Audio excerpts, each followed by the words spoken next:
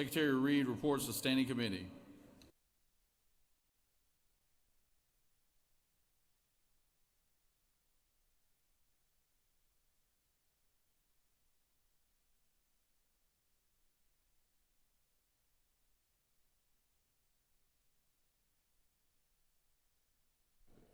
Mr. President, the Senate Committee on Appropriations has had under consideration the following legislation and has instructed me to report the same back to the Senate with the following recommendation. House Bill 67, due pass by substitute, respectfully submitted, Senator Tillery, the 19th District Chairman. Mr. President, the Senate Committee on Regulated Industries and Utilities has had under consideration the following legislation and has instructed me to report the same back to the Senate with the following recommendation. Senate Bill 146, due pass by substitute, respectfully submitted, Senator Kauser, the 46th District Chairman. That completes the order, Mr. President. Senator from the 19th, for what purpose do you rise? Make a motion, Mr. President. Go ahead. I move that I ask for unanimous consent that Senate Rule 4-2.6 and 4-2.9C be suspended to allow for the second reading of House Bill 67, the state's amended budget. Senator has moved. Secretary, read the caption.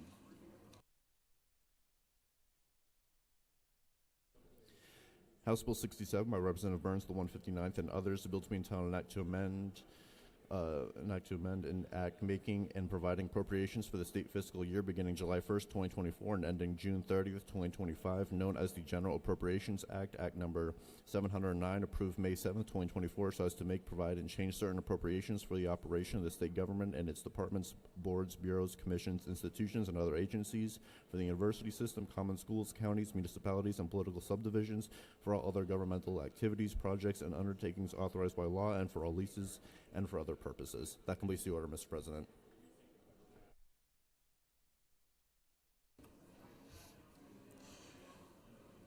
The Appropriations Chair has moved that the Senate suspend the rules so that we can have a second reading of HB 67. Is there objection?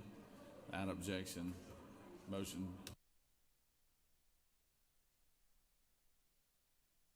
Secretary read bills and resolutions for the second time. Senate Bill 4 by Senator Dolezal, the 27th, and others, Education, Fundamental Roles of Local Boards of Education and Local School Superintendents, Revised Provisions. Senate Bill 33 by Senator Kirkpatrick, the 32nd, and others, Georgia Hemp Farming Act, Total THC Concentration of Consumable Hemp Products, Provide Limits. Senate Bill 42 by Senator Hatchett of the 50th, and others, Penalties for Violating Code Sections 16-6-9 through 16-6-12, Certain Penalty Provisions for the Offense of Prostitution, Keeping a Place of Prostitution, Pimping, and Pandering, Repeal. Senate Bill 57 by Senator Tillery, the 19th, and others, Freedom of Speech and Belief Act, Enact. Senate Bill 79 by Senator Goodman of the 8th, and others, Fentanyl Eradication and Removal Act, Enact. Mr. President, that completes the order. Does not. 67 one more time. Get to General Appropriations Act, May 7, 2024. House Bill 67 by Representative Burns, the 159th, and others, bill to be entitled an act to amend an act making and providing appropriations for state fiscal year beginning July 1st, 2024 and ending June 30th, 2025, known as the General Appropriations Act, Act Number 709, approved May 7th, 2024, and for other purposes. That completes the order, Mr. President.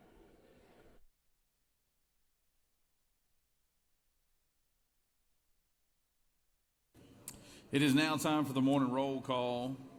Are there any motions to excuse? Recognize the Senator from the 33rd. Thank you, Mr. President. Good morning, y'all.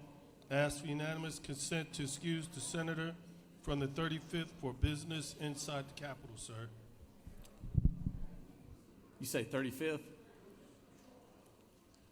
All right, without objection, the Senator from the 35th is excused. Recognize the Senator from the 49th. Thank you, Mr. President. I'd like permission to excuse the Senator from the 52nd for business outside the Capitol. Without objection, the Senator from the 52nd is excused. Any other motions to excuse? All right. Secretary will call the roll. Senator, signify your presence by voting the yea switch. Secretary will unlock the machines.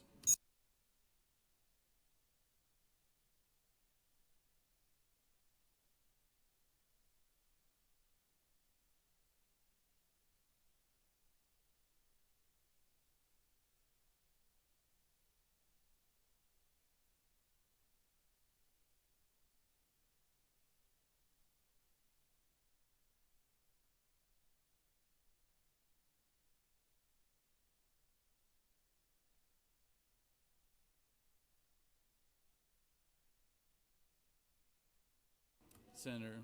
I ask for unanimous consent to excuse the senator from the 35th.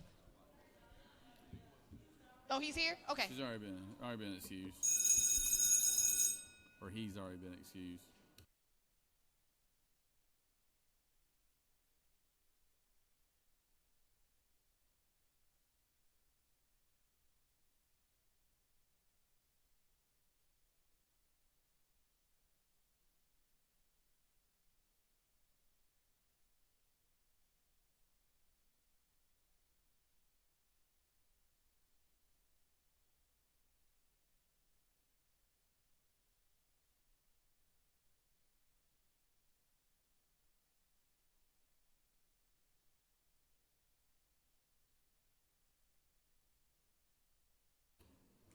It is now time for the morning devotion. All senators, please take your seats and cease all conversation. I would ask the doorkeepers secure the chamber at this time. I now recognize the senator from the 7th to introduce our chaplain of the day and lead us in our Pledge of Allegiance. Senator? I pledge allegiance to the flag of the United States of America, to the republic for which it stands, one nation, under God, indivisible, liberty and justice for all. And to the Georgia flag.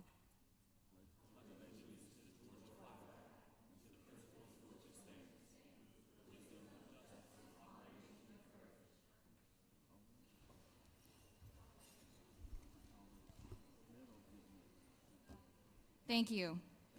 I'm pleased to introduce Pastor Elijah Collins of the New Jerusalem Baptist Church in Lawrenceville. He's a native of Rome, Georgia, and discovered his faith early and became active at Greater Mount Calvary Baptist Church. After attending West Georgia College, he married his college sweetheart, Angeline Edwards, in 1991, and together they have 2 children. In 1993, his family joined Salem Missionary Baptist Church in Lilburn, Georgia, and there he felt God's call and began preaching in 1994 while serving as a youth and children's minister for 5 years. Ordained in 1999, he later became Salem's first full-time youth and children's pastor. And in 2001, while serving as chaplain at Grace Heritage Christian School, he was inspired to launch New Jerusalem Baptist Church. Under his leadership, the congregation grew from 17 founding members to over 400 families, with more than 20 associate ministers licensed and many of his spiritual children advancing into ministry. Pastor Collins works tirelessly for his members. He is a champion for people young and old. He shows his love for the youth by visiting and speaking with them at their local schools. He shows his love for his seniors by sharing with them monthly during their monthly senior luncheons. Pastor Collins also instructs weekly preachers training class, Bible studies, and still makes time for his family's many activities. Pastor Collins has a reputation of reaching beyond the walls of New Jerusalem to work with non-members in their surrounding community, and I really enjoy his sermons. Thank you.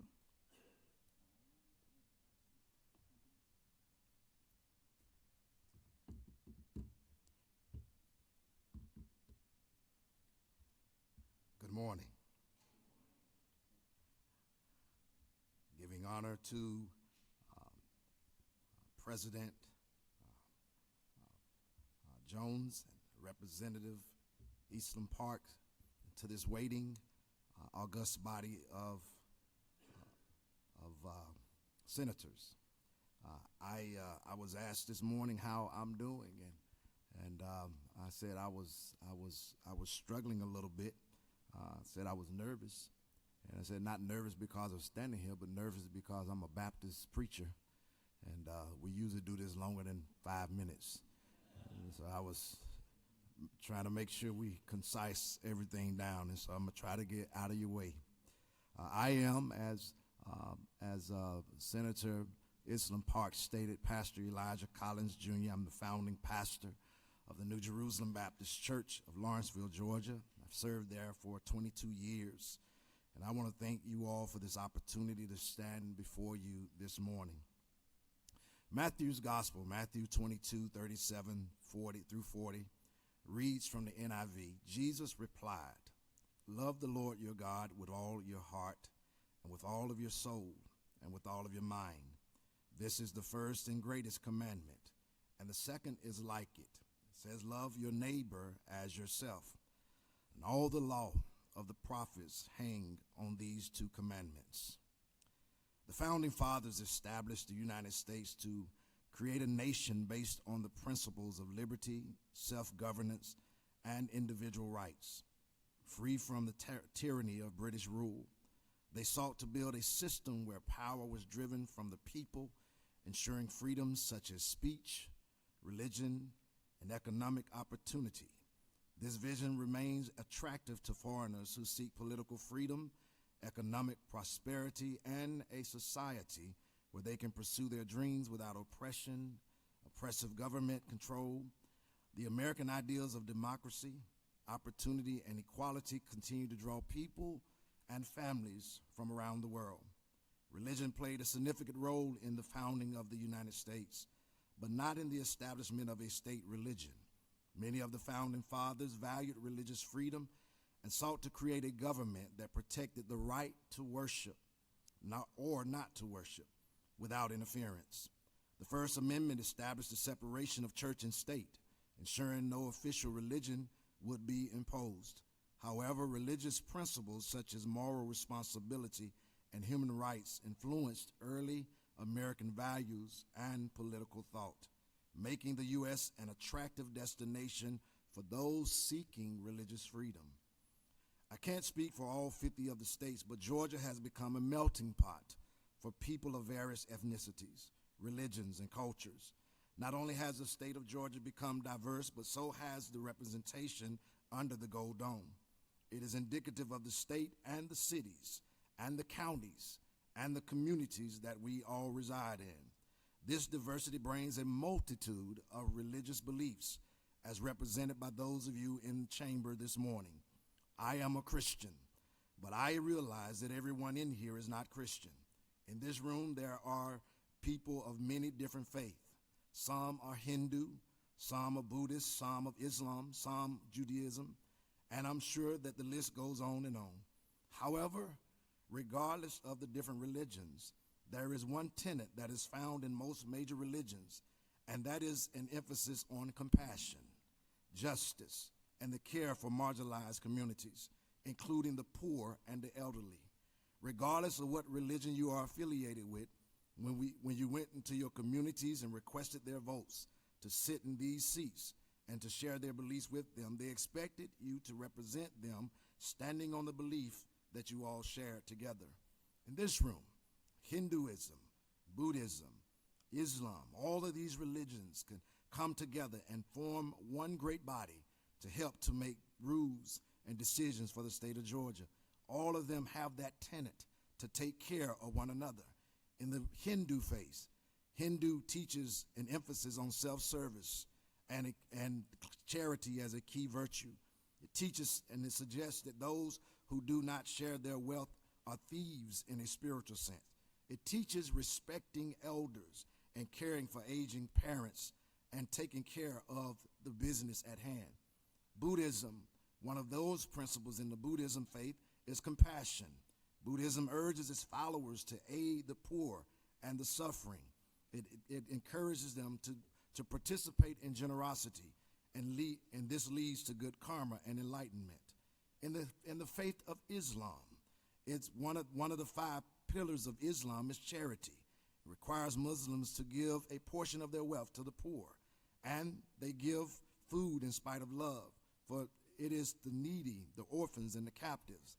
It also emphasizes being kind to elders.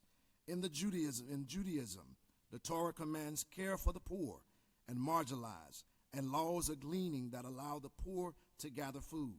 The Hebrew Bible states, defend the weak and fatherless, uphold the cause of the poor and oppressed, honor the elder in your midst.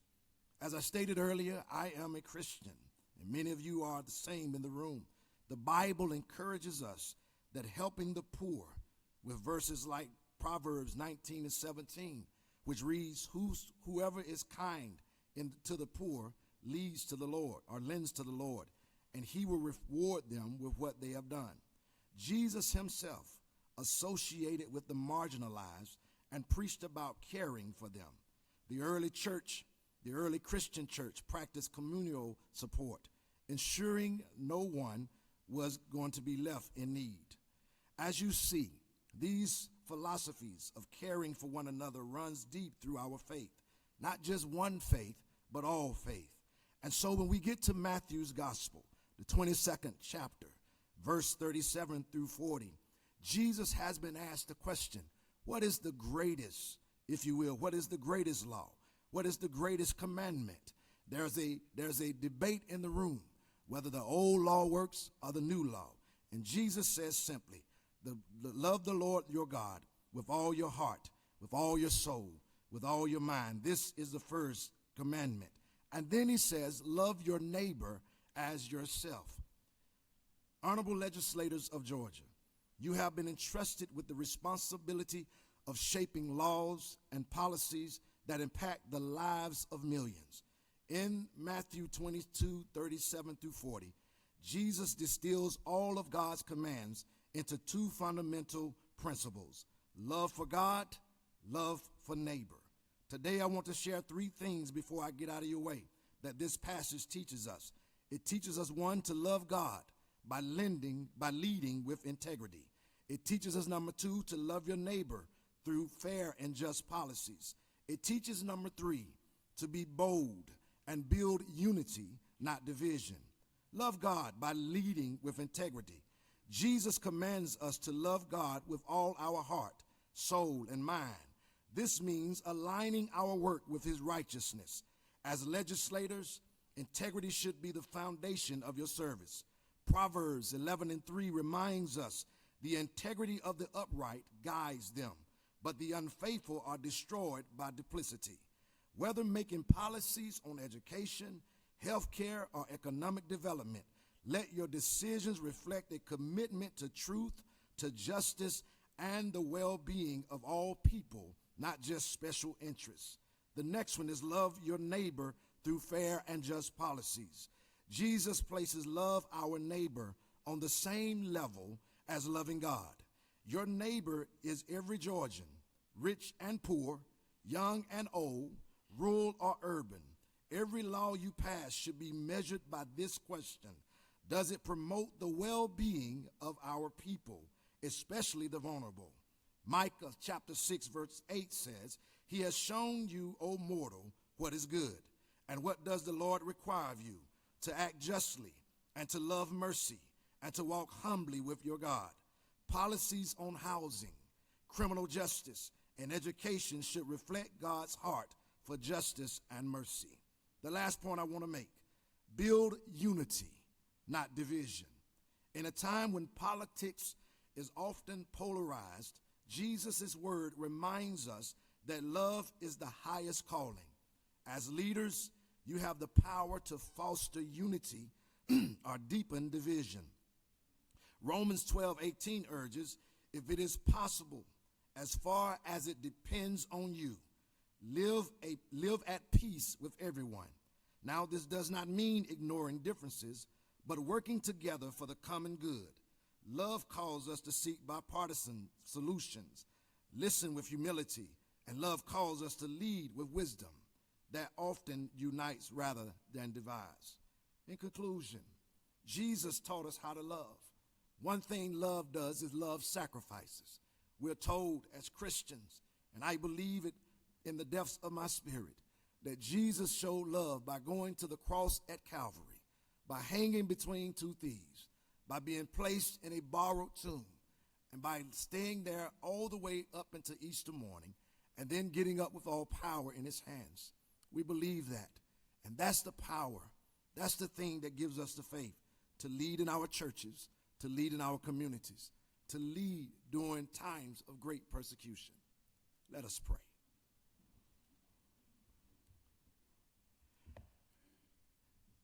Dear God, our Father, we come today and we thank you for all that you have done in our lives.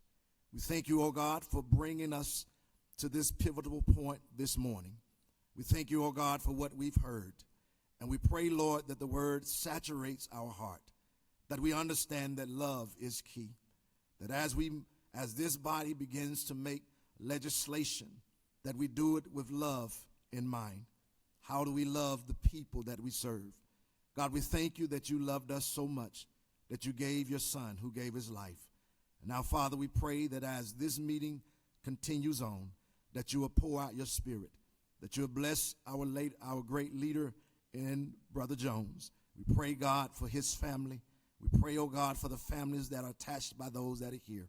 And God, we'll give you honor and we'll give you glory.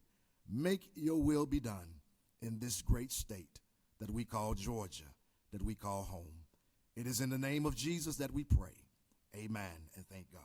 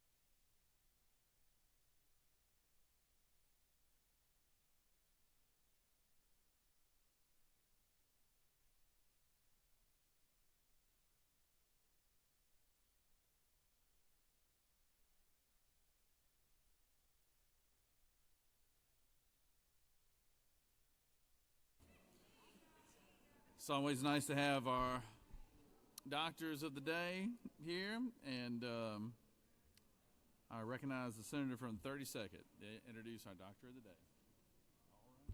Thank you, colleagues. You have met this doctor before.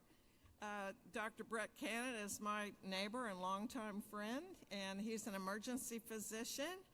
He trained at the University of North Carolina and then Emory University, and since that time, he's been working for Apollo MD for many years, and he now serves as president overseeing their clinical operations at Wellstar.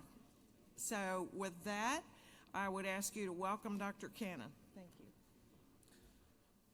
Thank you. And I'll just say, appreciate all the work from the Senate as always, and also note that it is Georgia College of Emergency Physician Week at the Capitol. As the outgoing president, I get to kick that off, so you'll have ER doctors in the medical aid station all week. Hopefully everything, any visits are for general stuff, not emergency, but we're here if you need us. Thank you very much. All right, good job, good job, good job.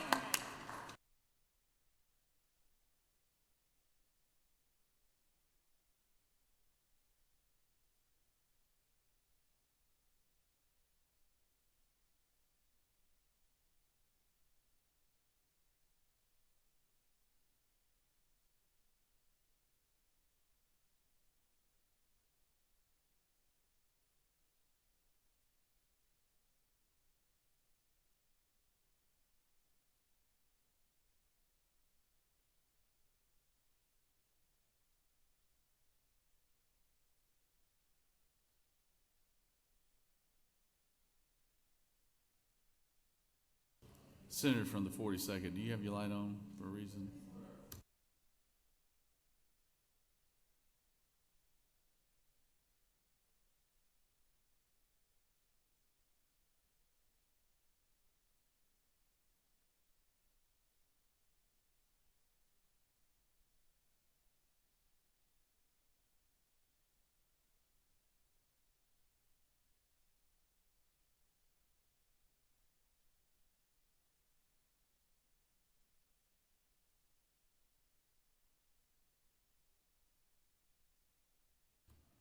We have a very special guest here with us today. Secretary, read the caption, please. Senate Resolution 138 by Senator Hickman of the 4th and others, a resolution recognizing and commending Georgia Reed's coach Malcolm Mitchell and for other purposes. Whereas Malcolm Mitchell, Super Bowl champion, author, and speaker, was named the Georgia Reed's coach by the Georgia Council on Literacy, and whereas founder of the Share the Magic Foundation and player for both the University of Georgia Bulldogs and New England Patriots, Malcolm has demonstrated his energy, dedication, and commitment to inspiring kids to read, and whereas through in-school programs, virtual challenges, and community partner programs, the Share the Magic Foundation has reached students not only in Atlanta and across Georgia, but also in all 50 states and in 17 countries. Now therefore be it resolved by the Senate that the members of this body recognize and commend Georgia Reed's coach Malcolm Mitchell for his important work in using literacy to empower individuals to find successful careers, keep healthy, and contribute to their family and community. Mr. President, that completes the order. Is there objection to the adoption of the resolution? Chair hears none. The resolution is adopted. It is great honor to have Malcolm Mitchell here with us again this year. Malcolm is doing a great job, has been working with his foundation for several years now, and they've also been working with our literacy state literacy program as well, as far as trying to help educate and also put the importance of early childhood reading development to all of our school systems around the state. So we appreciate all the hard work that Malcolm has been doing, and I recognize our chairman of education and youth, the senator from the 4th, to speak to the resolution. Senator?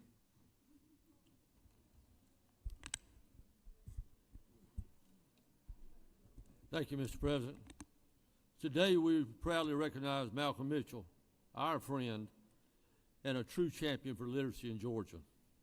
Through his Share the Magic Foundation, as well as agreeing to be our state's Georgia Reed's coach, Malcolm ignites a passion for reading in children across our state, providing that literacy is the gateway to lifelong success.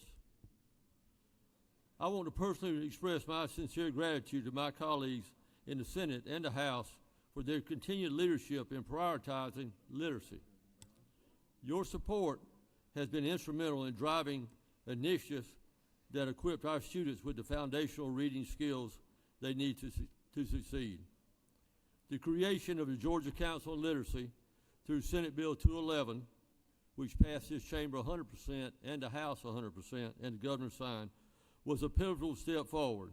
The council plays a critical role in guiding our state's literacy efforts, and we must continue to support their work to ensure every child in Georgia can read proficiently.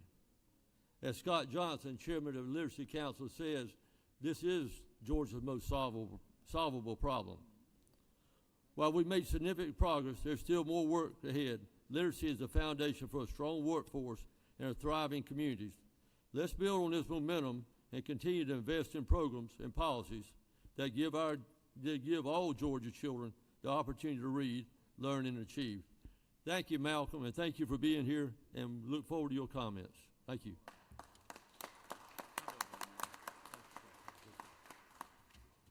Good morning, and thank you for this opportunity to address this body. As you have learned, my name is Malcolm Mitchell.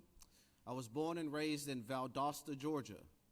And growing up in Valdosta, Georgia, I believe that football reigns supreme. But I've learned through experience and through statistical evidence that reading is the most self-empowering tool a person could possess. So I'm thankful that Georgia has given me an opportunity to encourage its communities to continue to read. The latest 2024 NAEP scores really show a challenging problem. Only 30% of our third graders are reading at or above proficiency levels, which means 70% are not. We all know that we need to do something about that to change the outcome, not just for those students, but for our state in its entirety. I am an optimist, and I believe we can get the job done. I want to thank the Lieutenant Governor. I want to thank Chairman Scott Johnson. I want to thank Senator Billy Hickman for these opportunities like I'm given today. I also want to acknowledge the Georgia Council on Literacy selected me as the Georgia Reads coach, giving me an opportunity to encourage and inspire the communities. But we know great things are not done alone, so in partnership with Georgia Municipal Association, our adult learning program at TCSG, Get Georgia Reading, the Dill Center, and Department of Early Care and Learning, we are working, and we hope that you will continue to work along beside us. I hope that all of you will join us tomorrow, February 25th at noon, to celebrate Georgia Reads Day. During Read Bowl, we had over 130,000 students participating and doing their best to read to a brighter future. We will award those who did an extraordinary job, and we'll be recognizing the top readers from Waynesboro, Albany, Kingsland, and Chattahoochee County. We'll also be awarding the 10 communities who are receiving the Georgia Reads Community Awards. We hope that you will be present, and we hope that you never get tired of doing good. Thank you for your time this morning.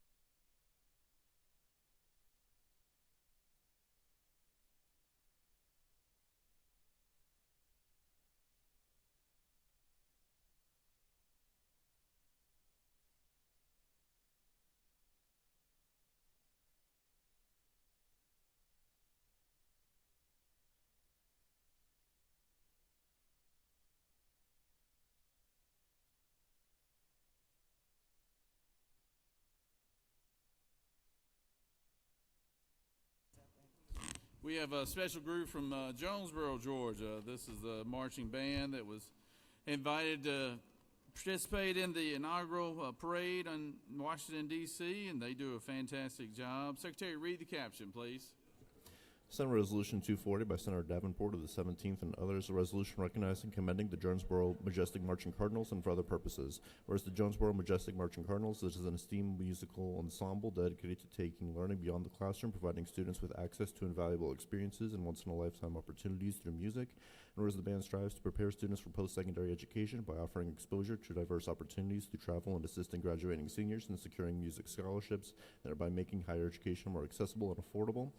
And whereas during the leadership of director Linnell Goodwin, the band has earned national acclaim through major accomplishments, now therefore be it resolved by the Senate that the members of this body recognize and commend the Jonesboro Majestic Marching Cardinals for their outstanding contributions to music education, student enrichment, and the state of Georgia, as well as extend best wishes for continued success. Mr. President, that completes the order.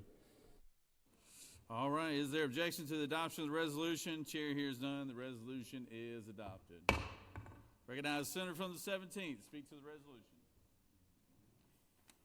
Thank you very much, Mr. President.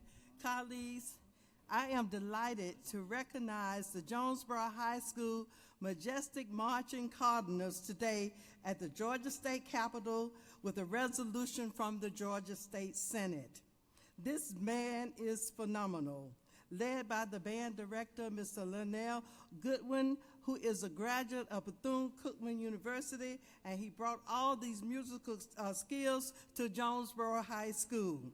The band strives to prepare students for post-secondary education by offering exposure to diverse opportunities through travel and assisting graduating seniors in securing music scholarships. Under the leadership of Dr. Goodwin, the band has earned national acclaim through major accomplishments such as performing at the City of Jonesboro mayoral inauguration in 2019, participating in the nationally televised Chicago Thanksgiving Day Parade in 2019, making an appearance on Good Morning America in 2021, and emerging as a champion of the Great Atlanta Band Challenge in 2021.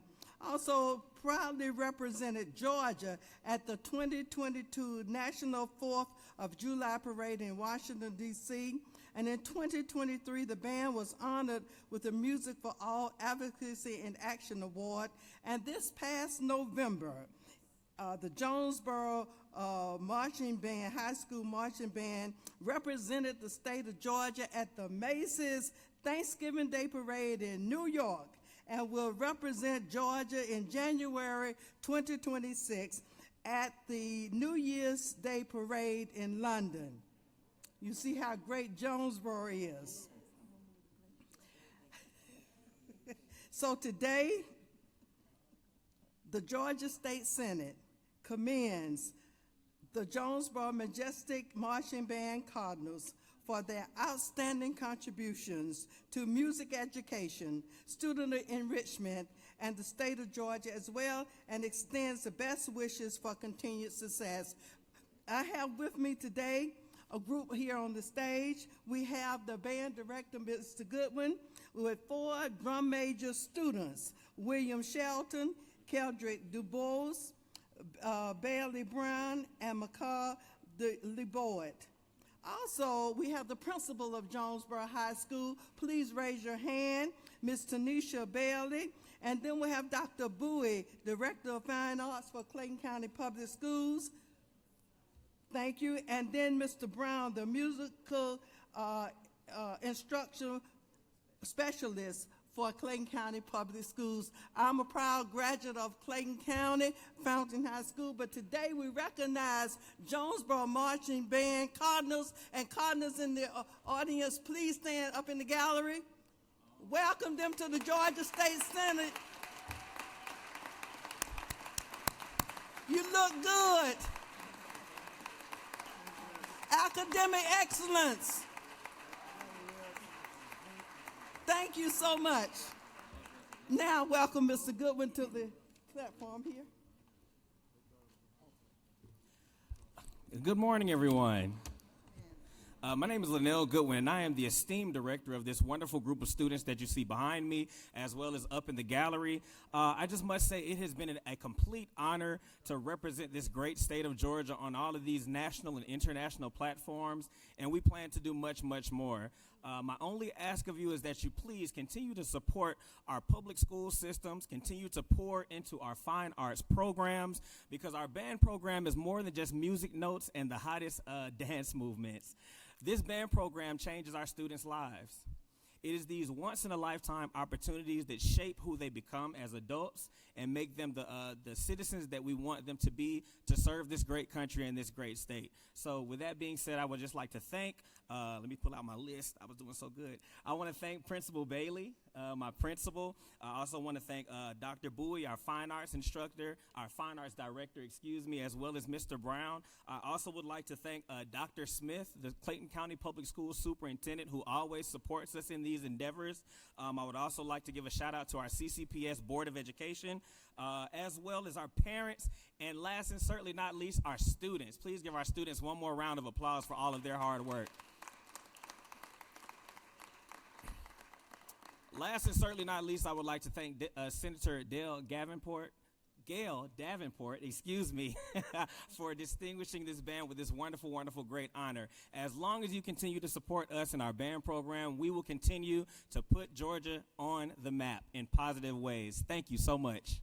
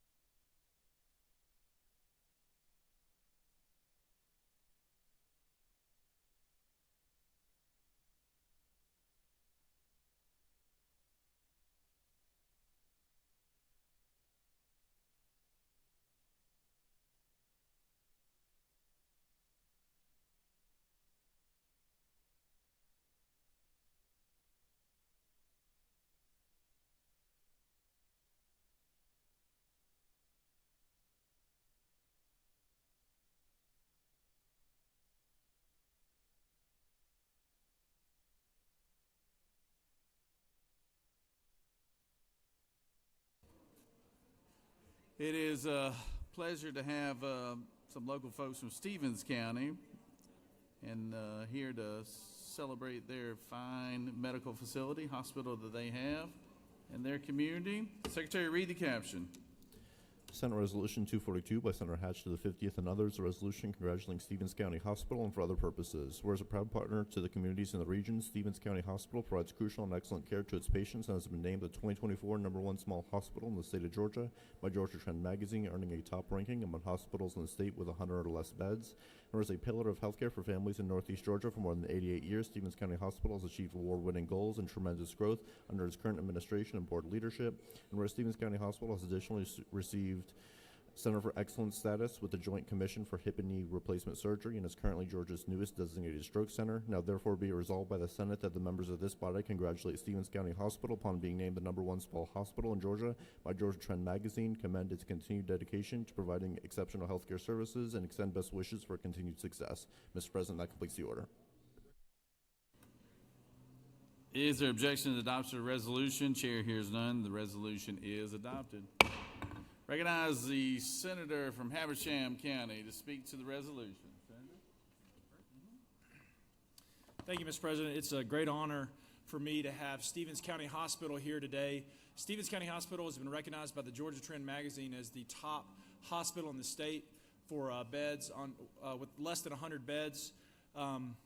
It's a huge accomplishment. If you recognize where they were 4 or 5 years ago, they almost had to close their doors, and through great leadership and just involvement in the community, they have really been able to turn it around. Not only have they achieved this recognition, they've also been recognized by the Joint Commission as one of the leaders in hip and knee replacement. They're also Georgia's newest stroke center. They are really just leading and are kind of like a lighthouse for small hospitals all across the country. I was speaking to the CEO a minute ago, and I said, what do you attribute your success to? And he said, well, we really had to look at what the community needed, and we adjusted our hospital to fit the community no matter how hard it was. So I'm very proud to represent Stevens County and very proud of the work that they've done in the hospital, and I'd like to introduce the CEO of the hospital, Van Laskowski.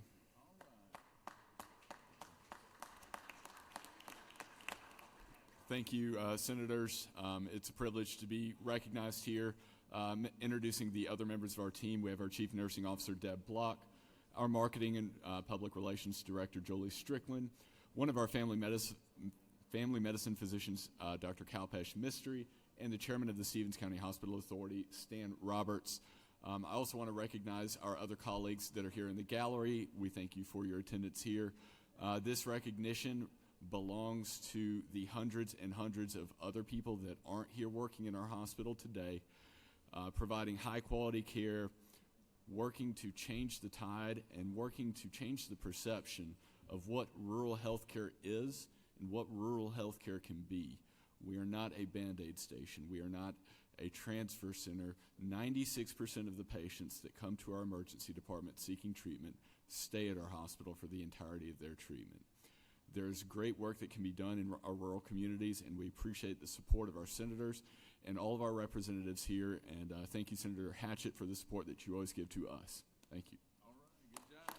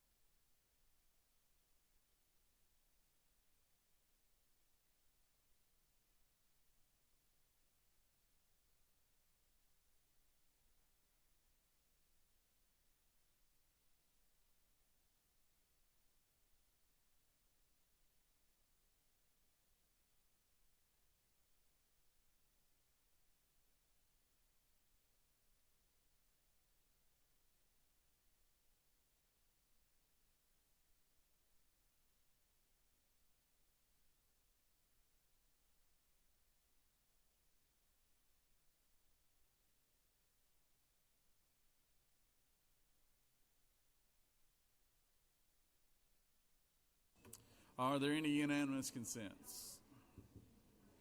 Does any senator wish to rise on a point of personal privilege? And everything lights up. Recognize Senator from the 42nd.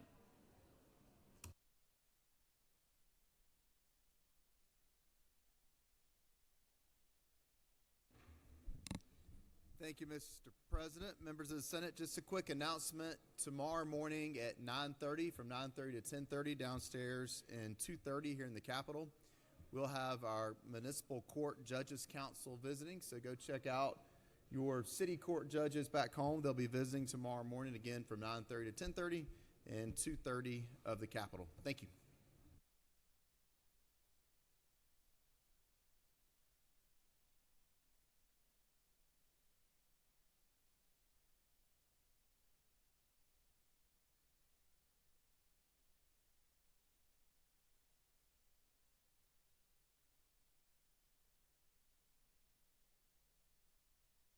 Recognize the senator from the 34th for a point of personal privilege.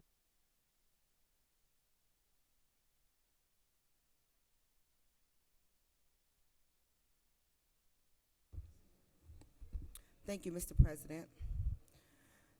My military career started in 1992 with Operation Restore Hope in Somalia. and Black Hawk Down. I stood at Dover Air Force Base and placed flags over service members' remains and had to tell their families they were never coming back home. And then I went to Operation New Dawn in Iraq and served 15 months. And then my career, I served in NATO where I got injured. So I just didn't retire with 30 years. I was medically retired in combat. Military personnel are governed by UCMJ and not by politics. Leadership, unbiased. They just want to know that they are being taken care of. You know, I was approached by a Georgia Army officer. She was concerned about her military career. See, she is a infantry officer. We're here recently, they just opened it up where women are able to serve in roles in infantry, armor, and those branches where women were not able to serve before. And before, where they had don't ask, don't tell. I had several of my soldiers commit suicide because they were bullied and harassed because of that. That's why it's important that we have the Veterans Crisis Line, and that we have these key roles in Veterans Affairs that we need to advocate for. During Black History Month, I'm reminded that Dr. King's words that we should not be judged by the content of our character, nor the color of our skin. Unfortunately, Trump's actions, such as firing the high-ranked 4-star general who is African American and the 4-star admiral who is a white American, contradicts Dr. King's philosophy, which I find very appalling, disrespectful as a 30-year retired Army officer, having to serve along my men and women in uniform to this country. With that, I yield the well.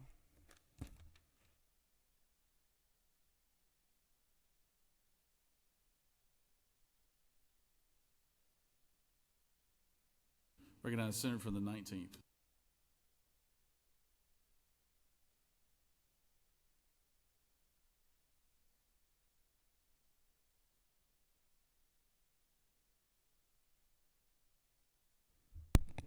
Thank you, Mr. President. I did not mash my button, but since one of my colleagues did, it's a great time to come down here and say this. We worked on the budget all last week, and it was very trying. It was taxing. It was hard, and I appreciate all the effort you put into it. But I need to give a shout out to my wife. You see, she was on call this weekend, and I had to keep the boys by myself for 48 hours. I will take 148 hours with you, gentlemen and ladies, working on the budget, than handling children by myself for 48. Ashley Nicole, you're amazing. You delivered babies this weekend and still keep our kids safe. So whoever pushed my button, thank you so much for letting me come down here and say thank you to my wife. Mr. President, I yield the well.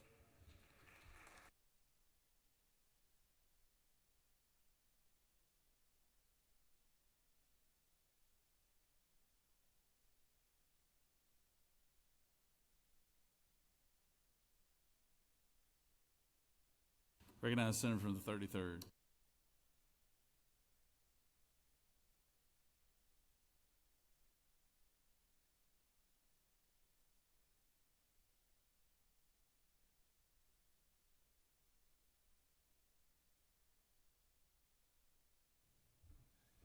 Thank you, Mr. President, my fellow senators, colleagues, friends, and y'all. You too. I just want to remind you that myself and the senator from the 6th, we are the co-chairs of the Korean and Taiwan caucus. And if you're interested in signing up and becoming a member, just give us a little holler and we will sign you up. That's the senator from the 6th. Can't say his name, but y'all know who he is. And yours truly, Doc. Thank you so much, Mr. President. I yield well.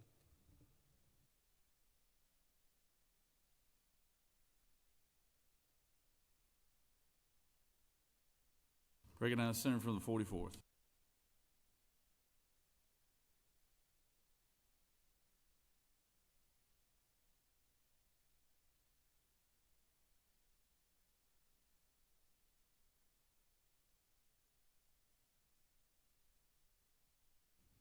Thank you, Mr. President. I rise today in honor of Black History Month to tell you all about a remarkable Georgian, remarkable woman, Mrs. Annie L. McFeeters. She's likely not a household name for many of us, but she was committed to uplifting the voices of the voiceless. She worked as a librarian, educator, and civil rights activist. She was a member of the historically Black Alpha Kappa Alpha Sorority Incorporated. She was an avid writer, authoring a number of captivating writings focused on uplifting and inspiring the Black community into action. She was born in 1908 in the segregated South, but worked tirelessly to educate African Americans despite the overwhelming racial discrimination that at the time excluded them from receiving any form of formal education.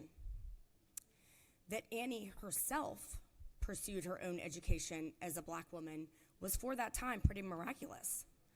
She earned an English degree at Clark University, a Bachelor of Science degree in Library Science at the Hampton Institute, and a Master's in Library Science from Columbia University.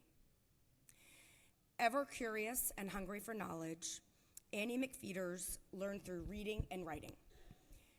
Resources available to her through the very few local libraries that were open to Black Americans at the time were skeletal, but that didn't stop her. I wanted to mention trailblazing Annie McFeeters to you all today to celebrate the fight she fought, not only for herself to receive a proper education, but for the Black community as a whole. She worked tirelessly to promote education for her community, often alongside with and in partnership with other Black advocacy groups to lobby for the desegregation of the Atlanta Public Library, which a feat that she began in 1921 and was finally achieved in 1959. We can thank Mrs. McFeeters for her determination in preserving the first public library branch for African Americans in the city of Atlanta, which is now the Auburn Avenue Research Library on African American culture and history. As an author herself, Mrs. McFeeters emphasized the importance of libraries in progress for African Americans as she continued to advocate for literacy and Black rights until her death in 1994. Her work as an activist, author, and librarian left a lasting legacy on the Atlanta area, serving as a model for successful political activism and highlighting the importance that well-resourced libraries hold within our communities, which is why, in closing, the Atlanta Fulton Public Library System in 1993 named the Annie L. McFeeters Branch Library in her honor. Thank you, Mr. President. I yield the well.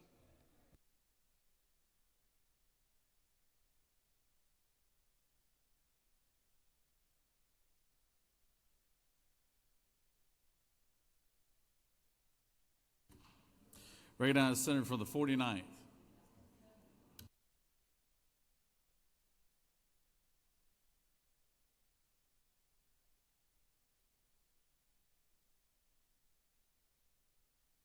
Does any other senator wish to rise on a point of personal privilege? Hearing none, you have before you a consent calendar of privilege resolutions. Does any senator wish to remove a resolution from the consent calendar? Senator from the 55th, for what purpose you rise?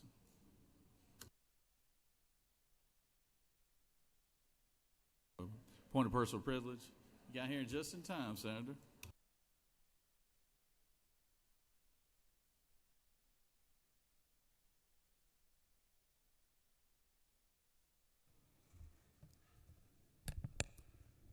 Thank you, Mr. Governor. I just wanted to say thank you for those that were concerned about me on Friday. I had a reaction to some vitamins, zinc, B12, something, but I was throwing up all over the place, and they took me in as a precaution for those of you didn't know. But thank you for that.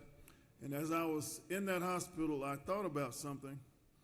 They put a blood plasma bag on me. And the next time that you go to get a blood plasma bag, I want you to thank a black man by the name of Charles Drew. And that's my point of personal privilege, to just say that we have an awesome country because we can all contribute to its greatness. And there are so many things that now seemingly we don't recognize as important, but it was important for me to have that plasma, even though I told him I didn't need it. But I thank you for thinking about the red light. When next time you go to a red light, I want you to think of Charles, a guy by the name of Benjamin Banneker, when you go to a red light, because there was another black man who invented that. When you think of the air conditioning unit, when you think of the almanac, when you think of even a baby buggy, when you think of the fire extinguisher, these are some common things that people of African descent, African Americans, black people, put together.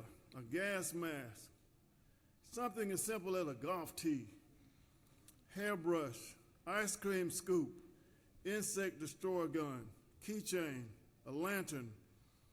Did you know that a mailbox, something as simple as a mailbox, attributed to a person of color, and you know about peanuts, because when we get those peanuts in those little bags, there was a guy that developed so many different uses of that peanut, and his name was George W. Carver, peanut butter. So that is my minute as I think about the tricycle, phone transmitter, street sweeper, straightening comb. These were people of color who have contributed to the richness of our great nation, and I thank you for this privilege, and thank you for being great representatives of the respective districts. I yield well.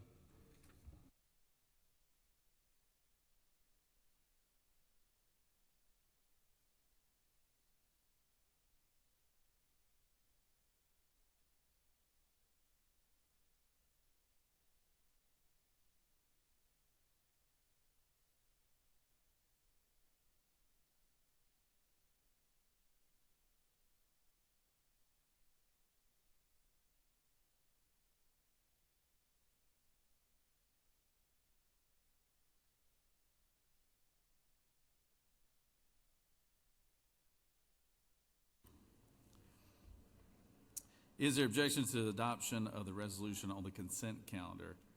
Chair hears none. The resolution on consent calendars are adopted.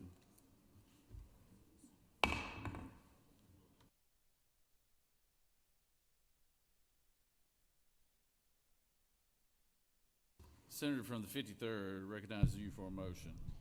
Thank you, Mr. President. I ask the Senate for unanimous consent that Senate Bill 62 be withdrawn from Veterans, Military, and Homeland Security and be recommitted to interstate cooperation. Both chairmen have agreed. Secretary, read the caption.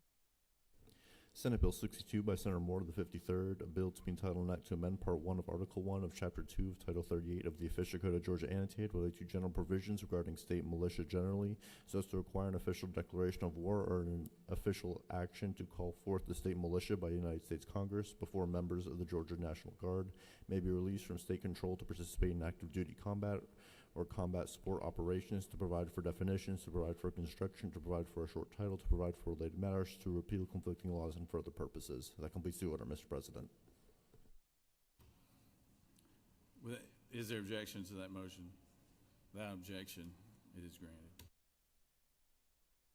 Recognize Senator from the 31st for a motion. Mr. President, I ask unanimous consent that Senate Bill 181 be withdrawn from the Committee on Education and Youth and committed to the Committee on Higher Education. Secretary, read the caption. Senate Bill 181 by Senator Anna Vitarte, the 31st, and others, a bill to be entitled an act to amend Article 1 of Chapter 1 of Title 20 of the Official Code of Georgia annotated related to general provisions relative to education so as to provide that public schools and public post-secondary institutions shall not accept funding from or enter into contracts with foreign adversaries, to provide for definitions, to provide for related matters, to repeal conflicting laws, and for other purposes. That completes the order, Mr. President.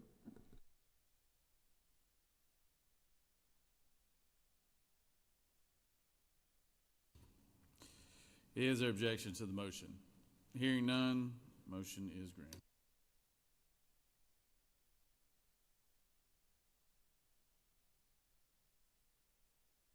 Moving on to the rules calendar.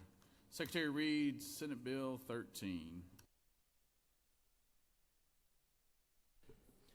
Senate Bill 13 by Senator Summers of the 13th and others, a bill to be entitled an act to amend Chapter 23 of Title 50 of the Official Code of Georgia annotated related to the Georgia Environmental Finance Authority so as to authorize the authority to finance and perform certain duties in connection with projects related to natural gas facilities, to revise definitions, to provide for rules and regulations, to provide for limited liability, to provide for related matters, to provide for an effective date, to repeal conflicting laws, and for other purposes.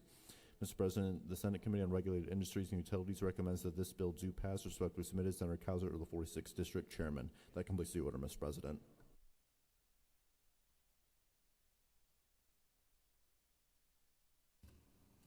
Recognize the Senator from the 13th.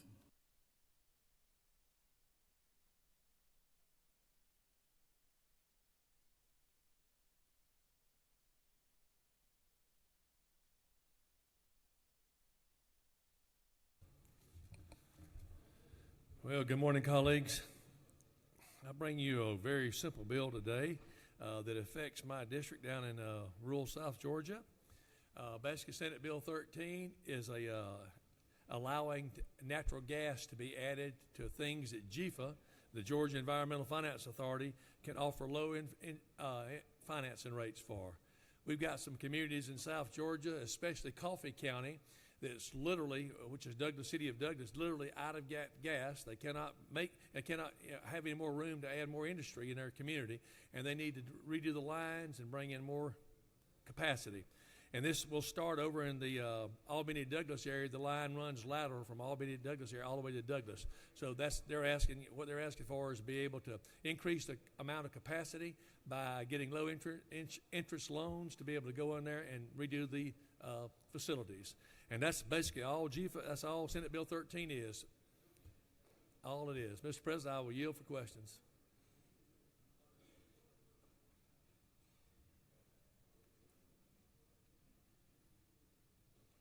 You have no questions, Senator.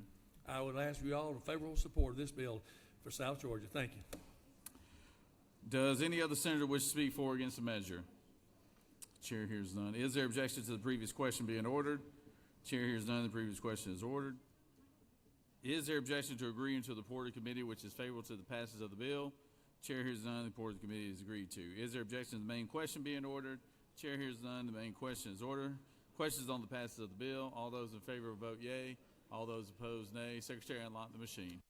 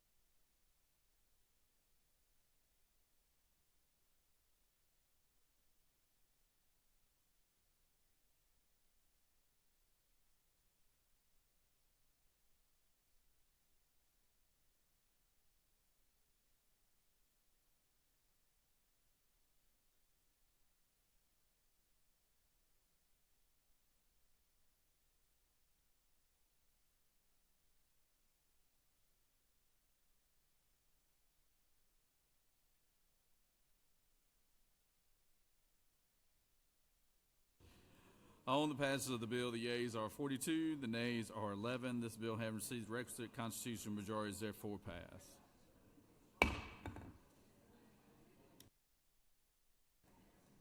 Secretary read SB 72.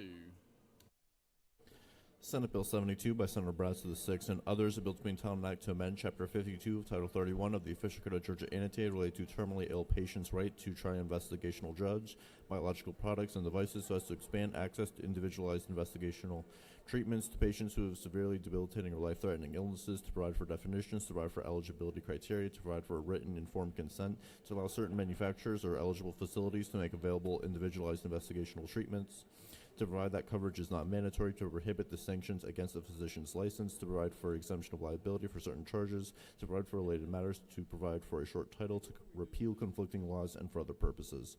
Mr. President, the Senate Committee on Health and Human Services recommends that this bill do pass by committee substitute. Respectfully submitted, Senator Watson, the 1st District Chairman. Mr. President, the Senate Committee on Health and Human Services offers the following substitute to Senate Bill 72, a bill to be entitled an act to amend Chapter 52 of Title 31 of the Official Code of Georgia Annotated related to terminally ill patients' right to try investigational drugs, biological products, and devices, so as to expand access to individualized investigational treatments to patients and for other purposes. That completes the order, Mr. President.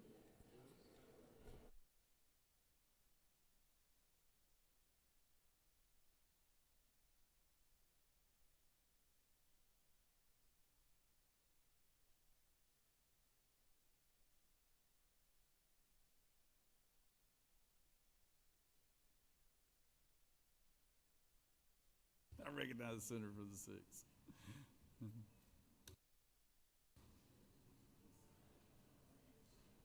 How are you doing, Chairman? You look good. Thank you, Mr. President. I feel good. Ladies and gentlemen, I bring to you Senate Bill 72.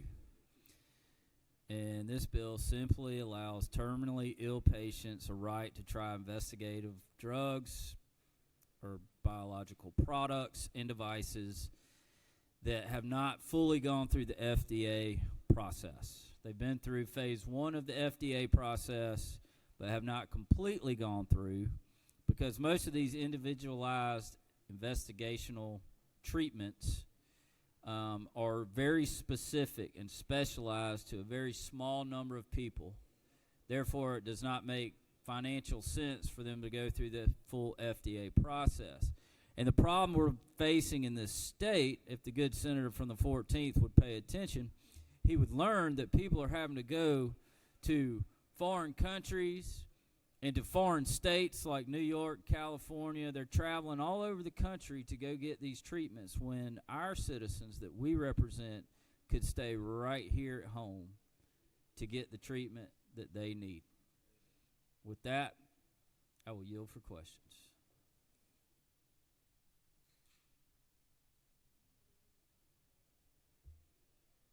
You do have one question, Senator. I recognize the senator from the 14th. Thank you, Mr. President. Does the senator yield? The senator does. Senator, is it not true that I support your bill so vociferously, so overwhelmingly, that I didn't even have an afterthought of needing to deliberate on it, and that's why I got distracted? Isn't that true, Senator? I believe that to be true, and I also believe it to be true you are easily distracted. Thank you, sir. Thank you. I yield the well. Senator has yielded the well. Does any other senator wish to speak for or against the measure? Chair hears none. Is there objection to the previous question being ordered? Chair hears none. Previous question is ordered. Questions on the adoption of the committee substitute. Is there objection to the adoption of the committee substitute? Hearing none, the committee substitute is adopted. Is there objection to agreeing to the report of committee which is favorable to the passage of the bill? Chair hears none. Report of committee is agreed to. Is there objection to the main question being ordered? Chair hears none. The main question is ordered. Questions on the passage of the bill by substitute. All those in favor will vote yea. Opposed, nay. Secretary, unlock the machine.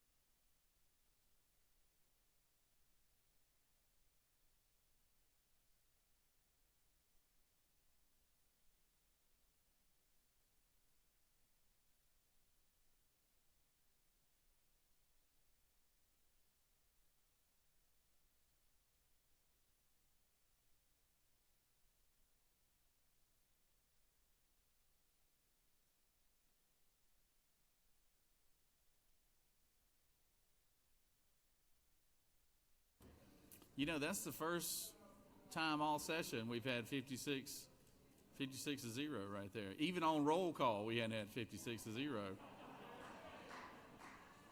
So, state your inquiry. Is it not true if you ain't first, you're last? Okay. 56-0, that's pretty good, Senator. All right, on the passage of the bill, the yeas are 56 and nays are 0. This bill, having received the requisite constitutional majority, is therefore passed by substitute. Good job, Senator. Secretary read Senate Bill 125. Senate Bill 125 by Senator Walker, the 20th, and others. The bill is being titled an act to amend Chapter 15 and Title 43 of the Official Code of Georgia Annotated related to professional engineers and land surveyors so as to decouple the sequential order of experience and examination requirements to provide for related matters, to repeal conflicting laws, and for other purposes. Mr. President, the Senate Committee on Regulated Industries and Utilities recommends that this bill do pass. Respectfully submitted, Senator Cowser of the 46th District, Chairman. That completes the order, Mr. President.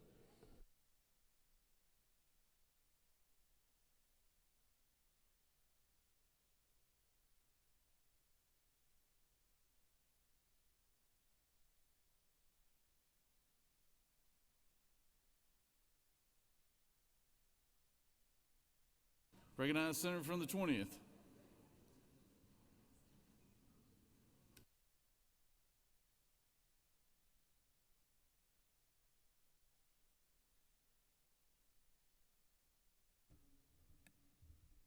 Thank you, Mr. President. Good morning, colleagues. I don't have any good Ricky Bobby references this morning, and I do need to be quick because the senator from the 21st is a busy man, and he's got some pressing things he needs to get to, and I told him I'd do this in a hurry, but I want you all to understand the bill.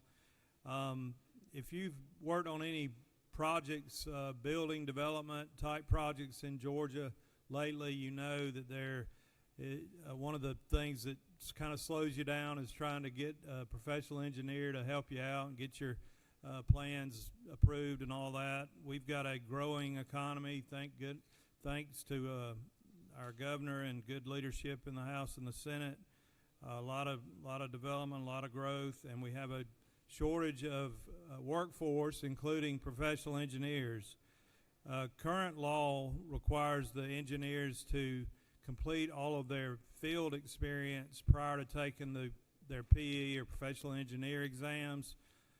The industry believes that if they can allow that exam to be taken earlier, right after they complete their academic work, that they'll have a higher pass-fail rate, and that will help us get more people into the workforce in the engineering field. So all this does, it does not reduce any of the requirements to become a professional engineer. It simply allows the timing of the exam to be taken when they finish their academic coursework.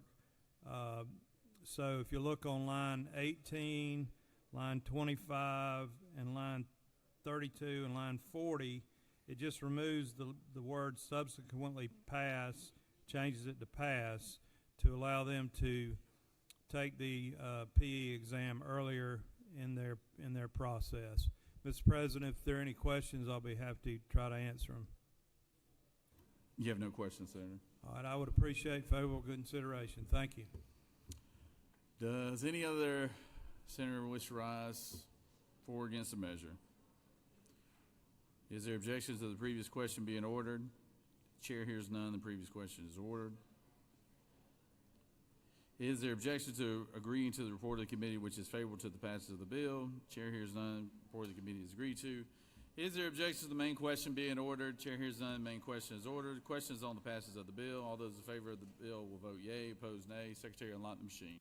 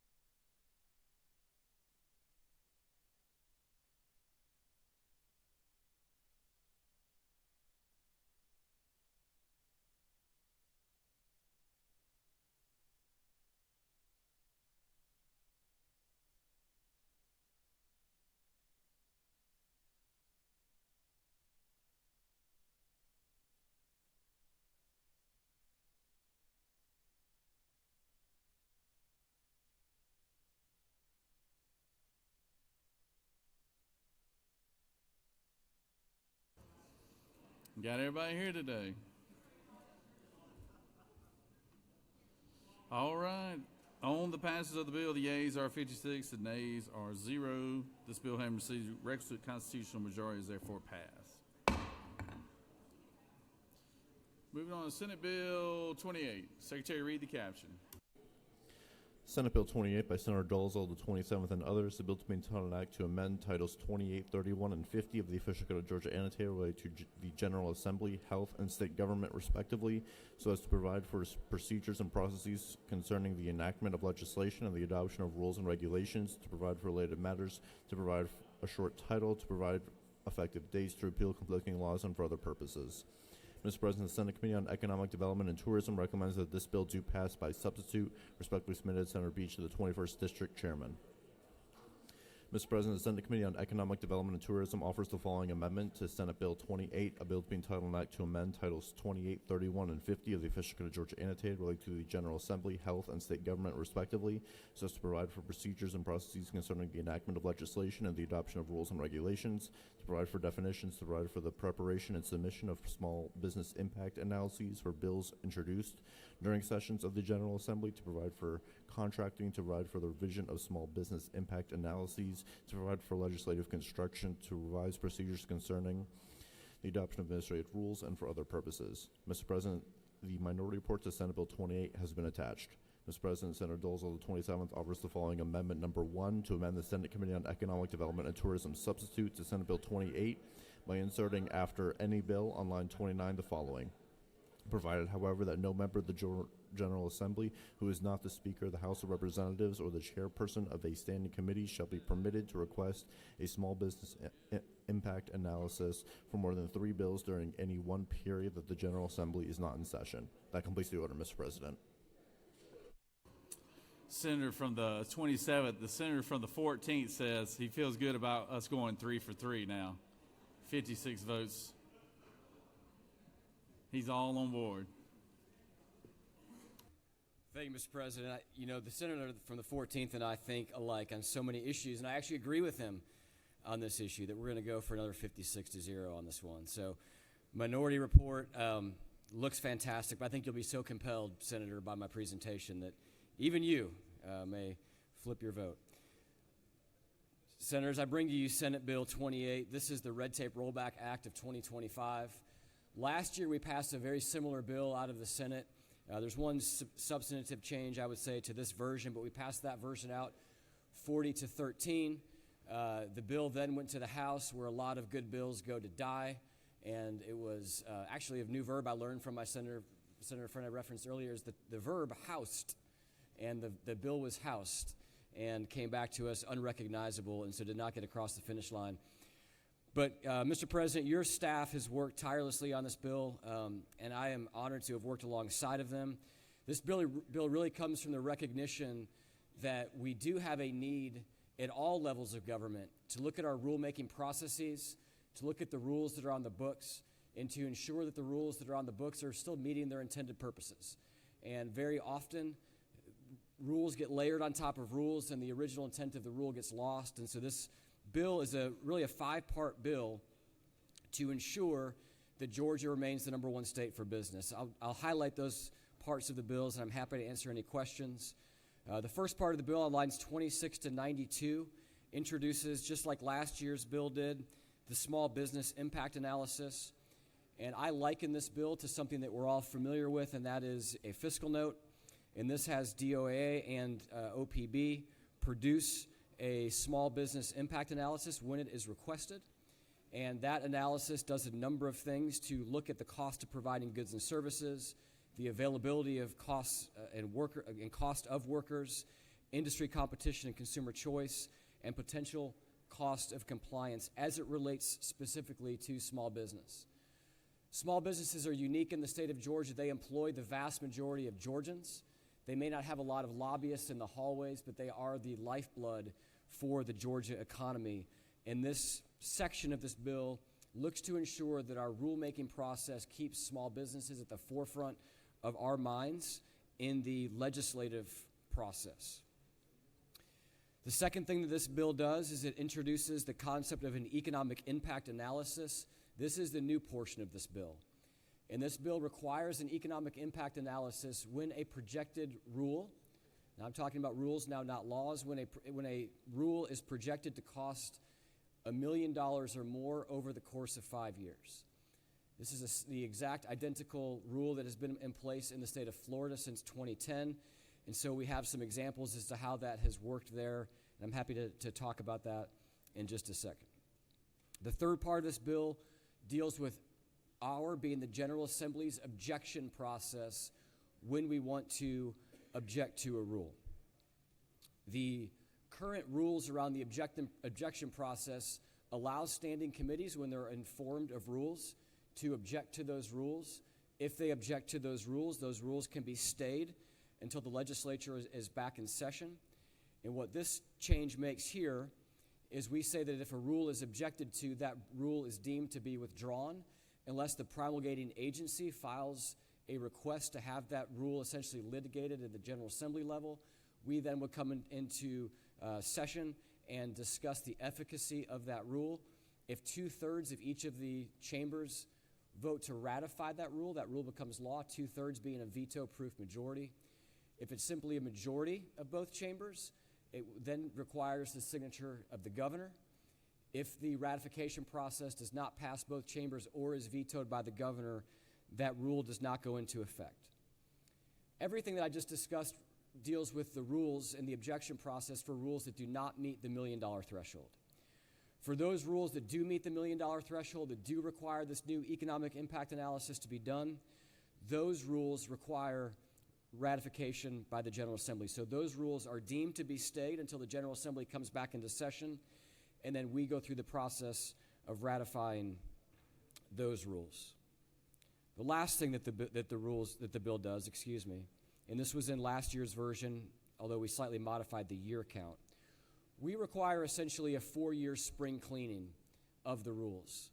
So we require every agency every 4 years to look at the rules they have promulgated, to ask significant questions, important questions around those rules. Are there less expensive ways that these things can be accomplished? Are these rules still accomplishing the goals for which they were originally intended? And they then submit that as part of essentially an internal audit of their rules. I think it's important to note here, there's been some mischaracterization of this bill, and the agencies do their own audit of the bill. It is not an external entity that does the audit. That is done internally.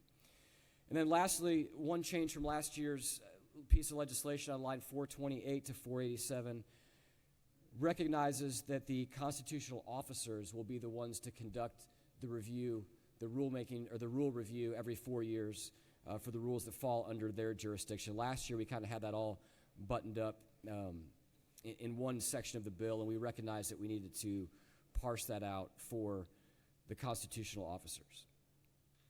Mr. President, that is a summation of the bill. I'm sure there's some questions. I'm happy to answer those, and I know there's some discussion as well. We may want to get to other senators during this time. You do have one question, Senator. Recognize the senator from the 10th. Thank you, Mr. President. When the senator yield? I do. Senator, I know in this bill you create a standing committee. Is that correct? A standing committee?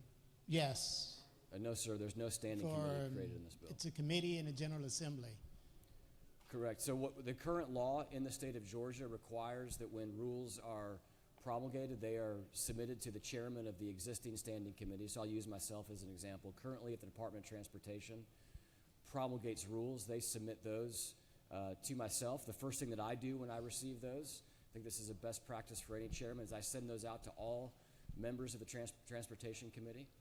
And we then have the ability to meet and object to those rules. I will tell you, as long as I've been part of that committee, that has not happened.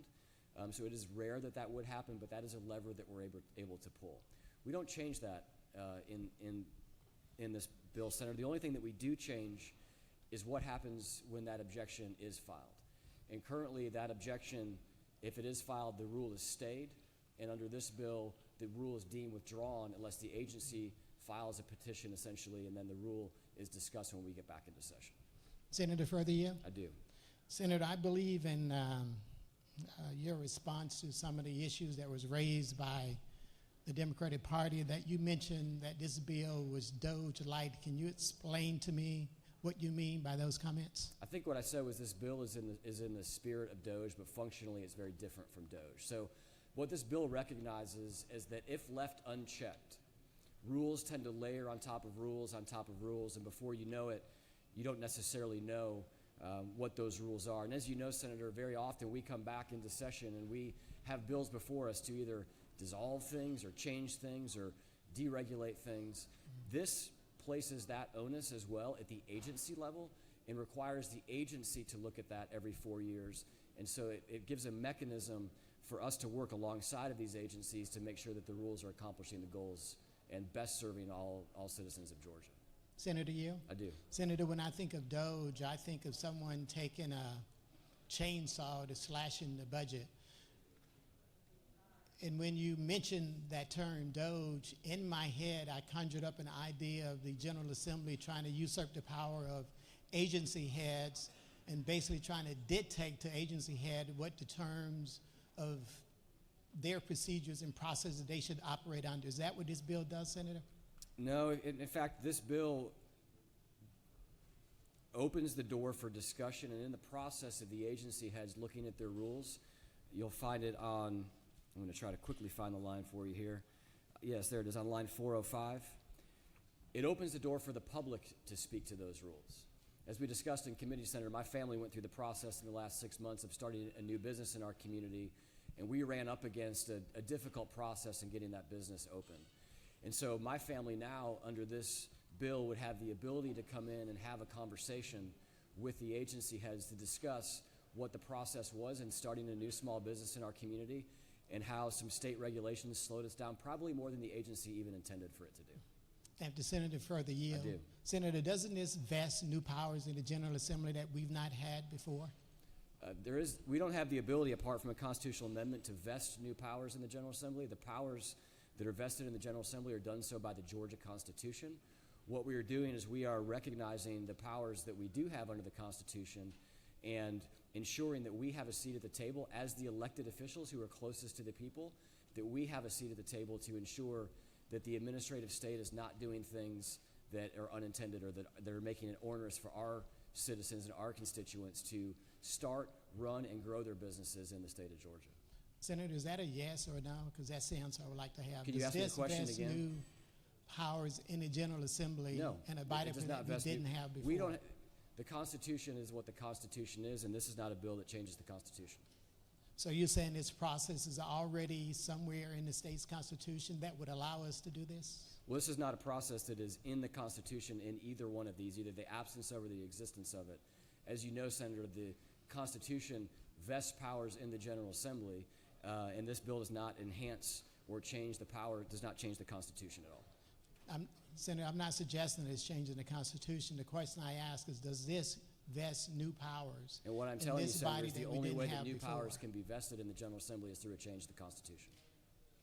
Senator, further you? Yes. Senator, when you look at your legislation, you define in here small businesses as any business with 300 or fewer employees. Is that correct? Correct. Currently, the law recognizes small businesses as businesses who are not dominant in their field, who are privately owned and are smaller than 100 employees. This changes that to 300. What the current law also does is requires agencies, when they're looking at their rules, to allow decreased regulation and decreased paperwork for small businesses. So what this does is this broadens the net of what is a small business and allows more businesses to be under the consideration of the agencies for those reduced regulations as they're making their rules. So for a business with less than 300 employees, and if they are part of a franchise system, would they be included? If they are part of a franchise system, if they're privately owned, yes. So you're not looking at the individual business, you're looking at those underneath a banner of a particular franchise like Hobby Lobby or something, or any dealership? It would look at the entity level, what the ownership is of the entity, whether there's a franchise agreement or not. I don't believe that's of consideration in that question of whether. Let me you're be a small little bit business more or not. specific. My business has less than 300 employees, but I'm part of a Ford franchise system. Be because of that connection to Ford, would I then fall under this legislation? I can't ask you a question. I would hypothetically say that if you own 100% of your business, you're not dominant in your field, and you are privately owned, which is where that first part comes from, then it's my reading of the bill that you would be, yes, included in that, in the small business definition. So potentially any small business as part of any kind of franchise system would be subject to this legislation, though the business is independently owned and independently operated. Is that correct? That's my understanding, yes. And again, we're not changing the definition of small business other than the number of employees. Senator, what I just mentioned is that my business does not have 300 employees, so I wouldn't meet that threshold. But would I meet, just because of franchise system, there's other franchisees that would make me qualify? Is that what I'm hearing? I would be happy to confirm that with the agency with you, but that's not a portion of the bill that we're changing, so I haven't done a deep dive on the franchise law in the state to give you a definitive answer. I'm telling you what my opinion is, but I leave room for confirmation on that. Senator, did the agency write this bill, or did you write it? I wrote the bill, Senator, but like I've told you 3 times now, I did not change that section of the law. Senator, let me just move on for a moment. You talk about businesses' control is dominated in its field, and you had a conjunctive in here, and must be independently owned and operated. Yeah, Please explain to me how you can be dominant in your field and independently owned and operated, or give me an example where I'm not dominant, but I am independently owned and operated. Would I still come under this bill? I'm not sure I understood the question, but I'll take my best stab at what I think you're asking. And again, this is the current small business of a small definition in Georgia law. It's not being introduced as a proposed new definition of a small business. The only thing that's changing is the employee count. And I thought you said is dominant, but the code section actually reads is not dominant. So that test, I'm not exactly sure how the courts interpret that test or even how the agencies interpret that test, but it is independently owned and operated. I think we all know what that means. And then is not dominant in its field. So I would think of, for example, a pest control company. I would think of an HVAC company. I would think of a lot of the service businesses that we see where there's a lot of them that may have more than 100 employees, but they're one of maybe 10 businesses even in their own region who are providing that service. I think that's what the language that was, as it was defined by someone before us, is what they endeavored to do there. So take, for example, Servpro that has kind of a very similar setup as franchisees of other businesses do. How would, in that particular, they could be, as you say in your language, and must be independently owned and operated, but they may not be dominant in a particular county, as an example, or a particularly larger geographical area. How would this bill apply to them? Well, again, if they're not dominant in their field, then they will be captured in the small business definition, which means that the agencies, when they're making rules like they're required to do right now, they need to say, is there anything that we can do to make this rule easier for small business? And if there is, then the agencies are compelled to do so. And what we're changing here is we're changing that number count from 100 to 300. Senator, I understand, but I'm just trying to verify whether or not this legislation, because I think it's important that businesses that are franchised, regardless of what kind of type of franchise they hold, should understand whether or not this legislation would apply to them. You spoke earlier that you did know if a franchisee, that this legislation would apply to them, and that's what I'm trying to understand. Given You've an example asked like me the same question 9 different ways, and I've given you my answer 9 different ways. Perhaps we should have a sidebar and we can get more specific on it and have conversations offline about that. If you have any other questions about a different topic, I'd be happy to answer those. If not, there may be other senators that want to ask a question. Senator, just a couple of final questions. Is there any expertise, if I was serving on this committee, that I should have in being able to try and make determinations for the various agencies that we have across this state? Absolutely, Senator, which is why I was happy to answer every question that you had in committee, and would have been happy to answer any questions you had from the time of committee until today. I don't know that you've asked me any of those, but if you had, I would have been happy to do any due diligence I could have if I didn't have the answer. I'm sorry, Senator, perhaps I didn't word the question Sure. well enough. What I'm trying to ask is, this committee, if I was asked to serve on this committee, what kind of Oh. experience or expertise would you expect me Senator, to you have? keep talking about a new given committee. What committee are you talking about? Those that you have created in this legislation. Senator, I've told you already, I've not created a committee in this legislation. A standing committee is an existing committee. Economic development, transportation, I'm looking for different chairmen in the room, agriculture. Those are the existing committees in the Senate. They have theirs in the House. The way that it happens currently under Georgia law, and I'm sure you've received these emails, is a chairman of a committee, a standing committee, so again, transportation, receives notification under Georgia law from rulemaking agencies when they write new rules. That's the committees that we're speaking about. Those committees today under Georgia law have the ability to object to those rules. If those committees, transportation is, in my case, were to object to those laws, both of those committees, then that rule under current Georgia law is stayed. So let's just say it happens in August. That bill is stayed until we come into session. There is then a process under Georgia law for those standing committees to meet to discuss that rule. We keep that, I would say, 80% the same in this bill. What we're changing in this bill is that rather than staying that rule when it's objected to, the bill is deemed to be withdrawn, and the onus is then, rather on the General Assembly, the onus is on the agency to answer a few questions that are spelled out in the bill as to why they think the rule is helpful. They can then petition the General Assembly to pass that rule. And we have the same ability to pass that rule as we have the rules that are stayed under the current structure. But I want to be very clear, because we did discuss this in committee, we've discussed it a couple times on the floor today. There is not a new committee that is created under this bill. There is not a new agency that is created under this bill. There is not a new government employee that is created under this bill.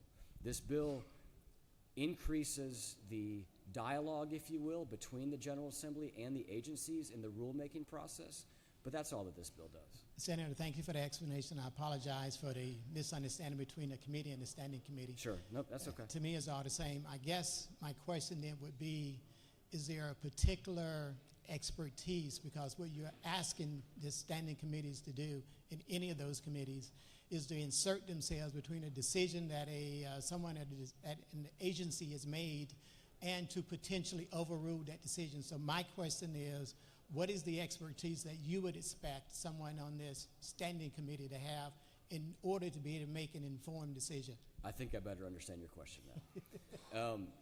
And I would point to you again to the fact that this is a current process that is outlined in the law.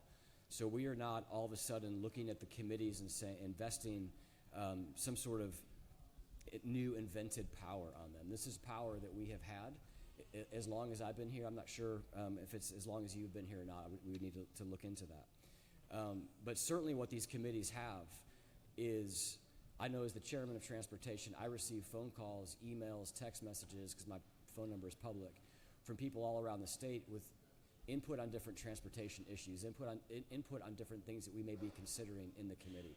So I would tell you that we have expertise that we learn here. Some of us bring expertise, certainly you do, as it relates to transportation. You bring expertise into this General Assembly. But what we also have is a connectivity point to the citizens and the business owners and the employees in the state of Georgia that the agency rulemakers may not have.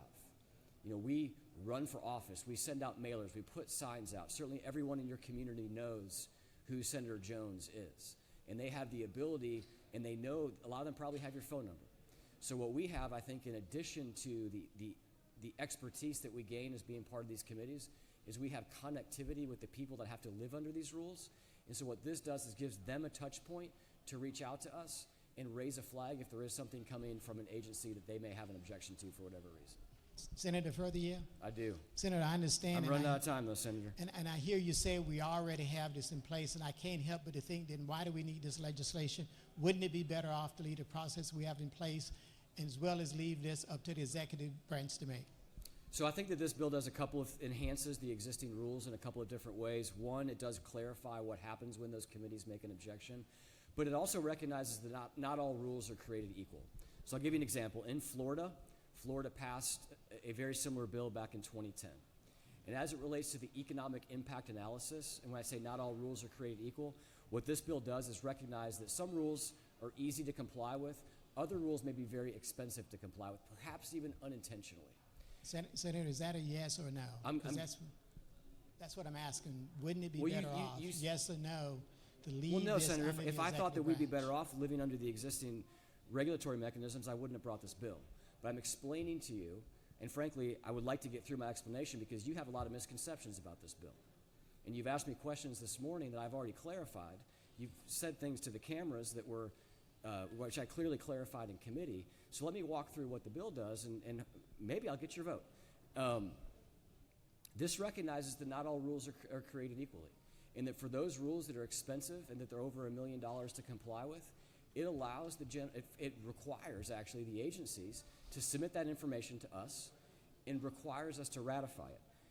In the 15 years that Florida has lived under that methodology, 99.5% of the rules have not met that threshold. And that's probably twofold. It's one, that most rules probably didn't meet that threshold beforehand, but it also probably has in the back of the agency's mind, if we pass a rule that is going to be expensive, it has this additional ratification requirement. So let's look at some ways to make that rule less expensive to comply with, which I think, Senator, would be something that you and I both would agree on, is that these agencies should try to make these rules as effective, but also as easy to comply with as possible for all the citizens of Georgia. Senator, I understand your concern and your issues, and thank you for that explanation. But I've not had a single member from the community come to me and say that the agencies and the way they have handled these charges, if you will, has not been reasonable with their particular industry. Certainly when I speak for mine, I don't know of a single case where we've been indifferent to a decision made by a particular agency, or in particular we didn't agree with it. So I don't understand the problem that you're trying to solve with this legislation. Please explain Senator, that to I've me. talked to lobbyists from your agency who have a particular concern this session around the TOPS and the way that TOPS are distributed around the state of Georgia. I was part of a couple of committee hearings in the off session. I don't think that DOR was nefarious in the way that they put their TOPS rule into place, but it actually is something that specifically the franchise dealers have come to us and said this is a rule that we think needs to be looked at, and we've worked alongside of them. Now, you may say, well, that's great. That's what we're saying in the minority report. We should do this kind of one-off and do that through legislation. I'm saying I think it's helpful to have those agencies have conversations with the public every 4 years to identify those things, perhaps on a more regular status, because while the franchise car dealers have lobbyists down here, there's a lot of there's a lot of industries who do not. And this provides a free mechanism for those business owners to communicate with the agencies. And to the extent that the agencies are able to make those rules less onerous, then that's something that we should be celebrating. And why not have those conversations before you even attempt to pass something as egregious as this? I don't think this is egregious, Senator. I think that's a gross mischaracterization of what the bill's doing.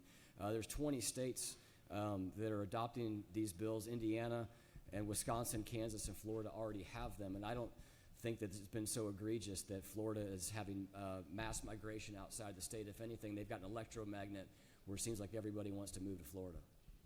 Thank you, Senator. Thank you. You do have a few more questions, Senator. Recognize the senator from the 8th. Thank you, Mr. President. Senator, to you. I do. Senator, is it not true that I often talk about the regulatory environment in this country? Senator, you have a unique expertise around the regulatory environment, not only in this country, but how rules in other countries make it difficult for Georgia and Americans to compete in our current unfair trade environment as well. Senator, further to you. I do.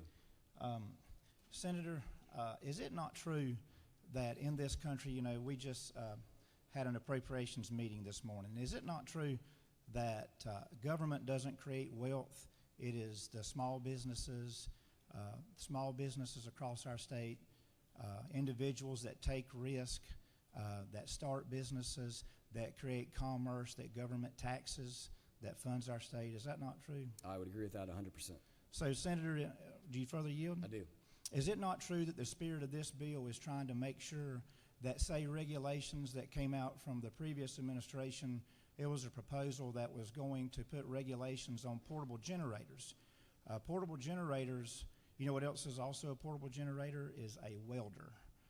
It would have virtually made every portable welder on a service truck in the United States no longer legal.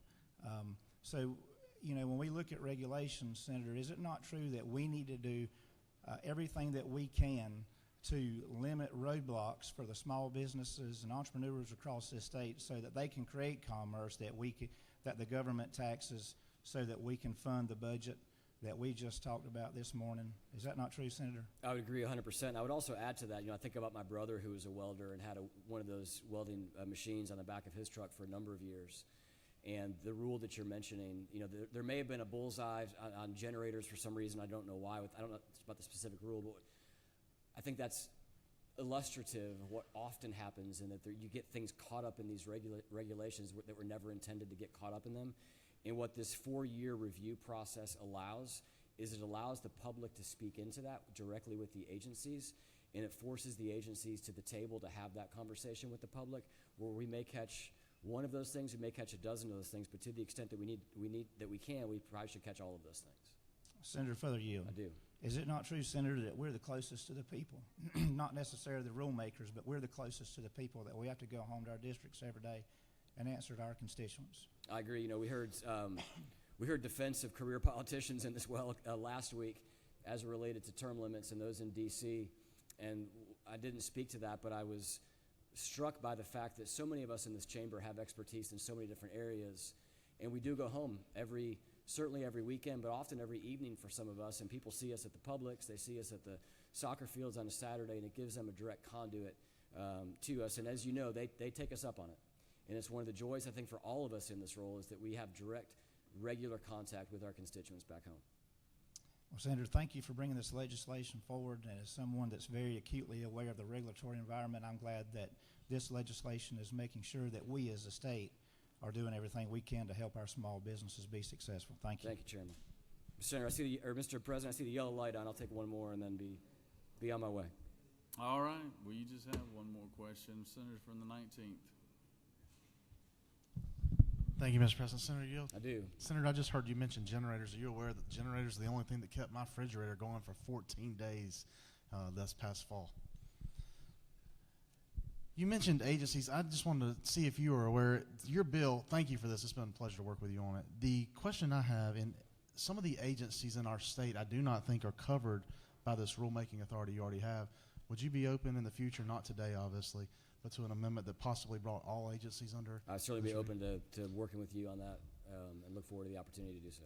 Thank you. And further, you may have not seen the minority report yet. Have you had a chance to look at it? I glanced through it, but I didn't get a chance to study it closely yet. It seems like there's one of these on our desk every day now. I remember when it used to be maybe one or two a session.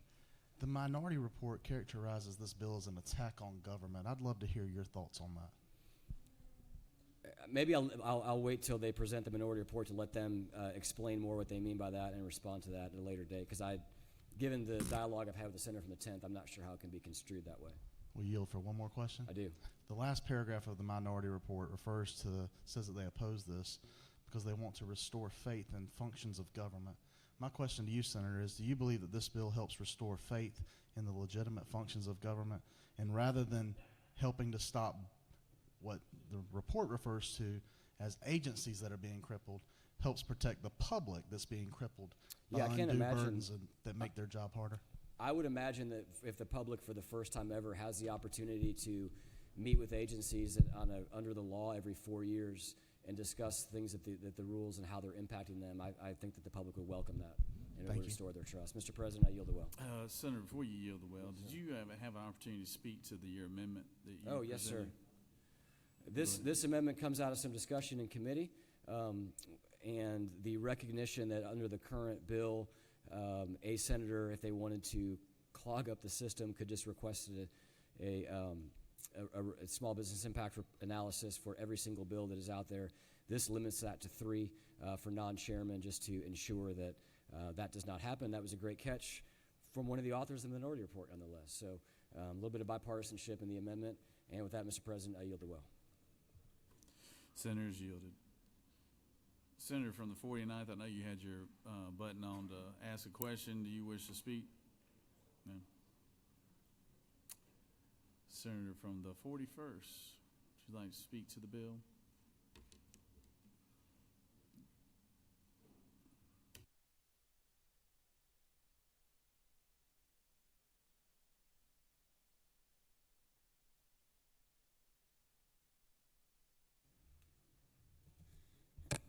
Thank you, Mr. President.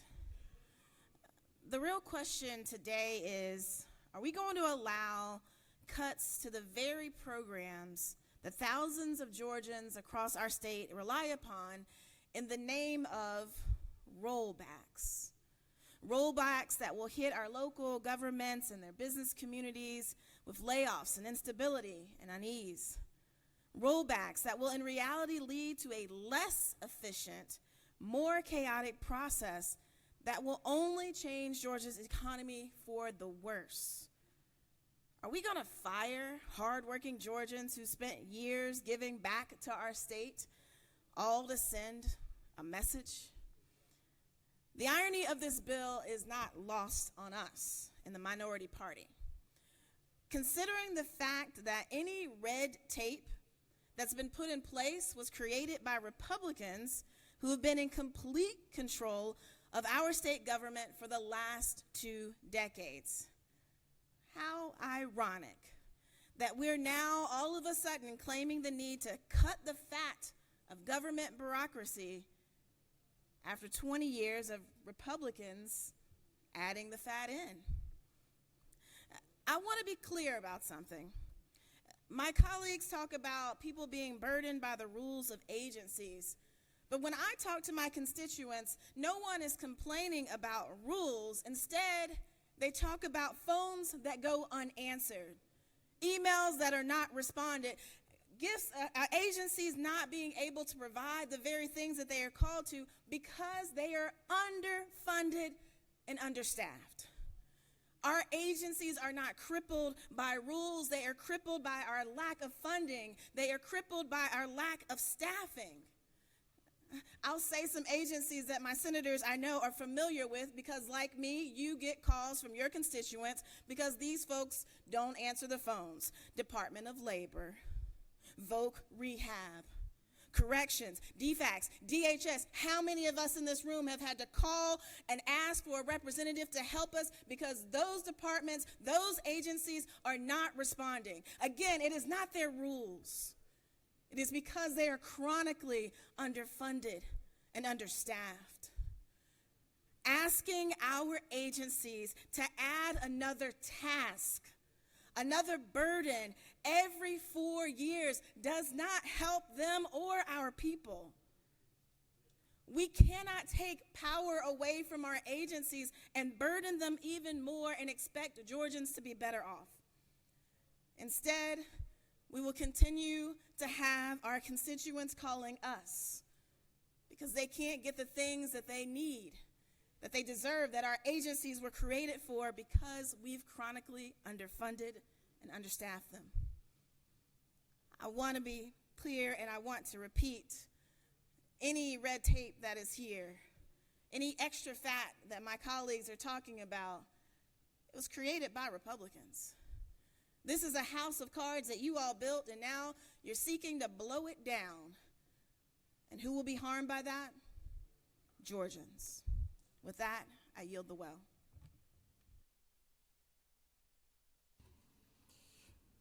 Before we have the minority report, does any other senator wish to speak for or against the measure? Senator from the 10th? Just stand by, Senator from the 14th.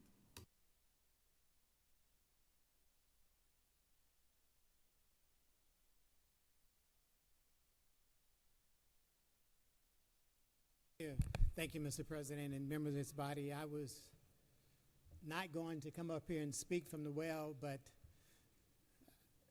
I got really, really confused listening to the senator from the 27th as he described this bill. One of the reasons why I got confused is I asked him, what impact would this have on franchise businesses?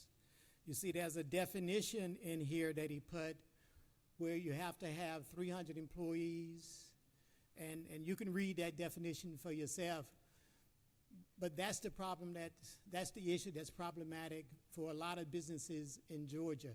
even though they may be independently owned and operated. They're still part of a much larger brand where there's a lot more employees, and this bill does not make any kind of allowance for anything like that. Another reason why I object to this legislation and would encourage to vote no against it is because it creates an unnecessary step that this body, this chamber, this General Assembly has not had before. We've now inserted the General Assembly into the rulemaking for agency heads.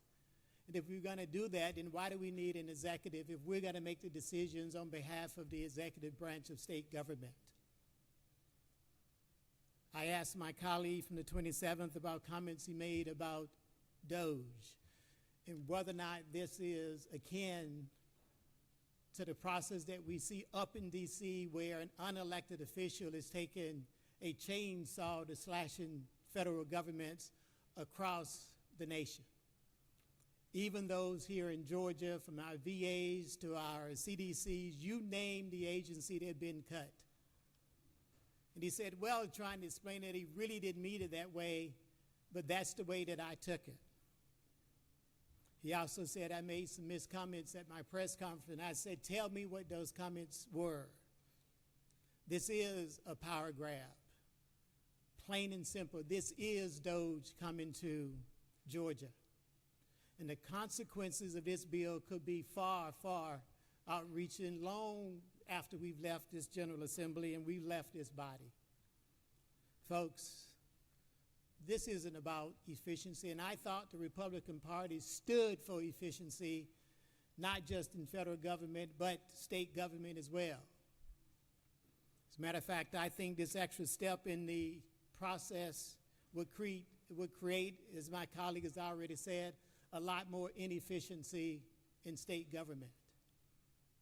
Another reason why I oppose this bill is I asked the author of this legislation, is there any particular expertise that any member serving on this standing committee should have? Folks, we're talking about the agencies across Georgia, from environmental to those taking care of elderly. The range is everything that's been impacted by the decisions made by state government. That's the problem I have with this bill. And I don't know of any of us that would have the expertise that you currently see in those that have been hired to fill these agencies' positions. I don't know too many of us that have advanced degrees that would require a certain level of expertise to look at environmental hazards and the changes in our environmental codes that would impact my business and that of many others across this case. I don't know what that expertise would be, and if anyone in this chamber has it, good luck to you, and I hope you're on the standing committee, because it doesn't specify in this bill what kind of expertise you would need to have to serve on that standing committee. Folks, this is a solution in search of a problem in Georgia, and I suggest to you that we vote this bill down. Thank you, Mr. President. I yield the well, unless someone would like to ask a question. You do have one question, Senator. Recognize the Senator from the 49th. Thank you, Senator. Do you yield the well? Gladly. Yield the well? Gladly, absolutely. Isn't it true that the regulatory code has grown at least 13% in the state of Georgia since 1965? If the senator so state, I don't have that data in front of me. Isn't it true that as a small businessman yourself, you evaluate your business and the way that you do business and handle your day-to-day at least every 4 years?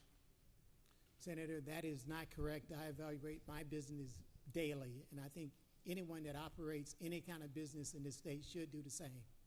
Thank you. You're more than welcome. You have no further questions, Senator. I yield the well. Recognize the Senator from the 37th. Speak to the bill.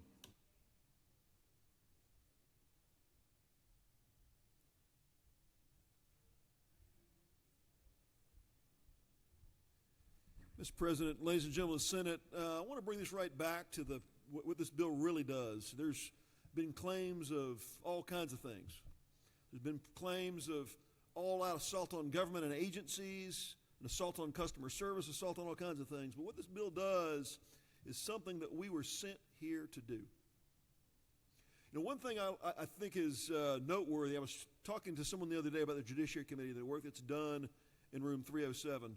The Judiciary Committee is unique among our committees because the things that are enacted in Judiciary Committee put into black letter law the language that our court cases, criminal and civil setting is hinged on. Every other committee, however, puts a framework in place where the letters and the words people live by are not in statute, not enacted by us, but they're in rule and regulation. I say that, I think it's an important distinction to understand. That's the heart of what this bill does. This bill creates accountability to the people that are writing the words and the sentences and the paragraphs and the volumes that govern the lives of our citizens in rulemaking. What this bill does is it puts accountability for the functional laws, the rules that govern people every single day, more in the hands of those that they elected to represent them. The senator from the 27th said a little while ago that the genius of this place is that we live in our communities. We shop next to folks. I was in Publix yesterday with a gentleman I've known for years.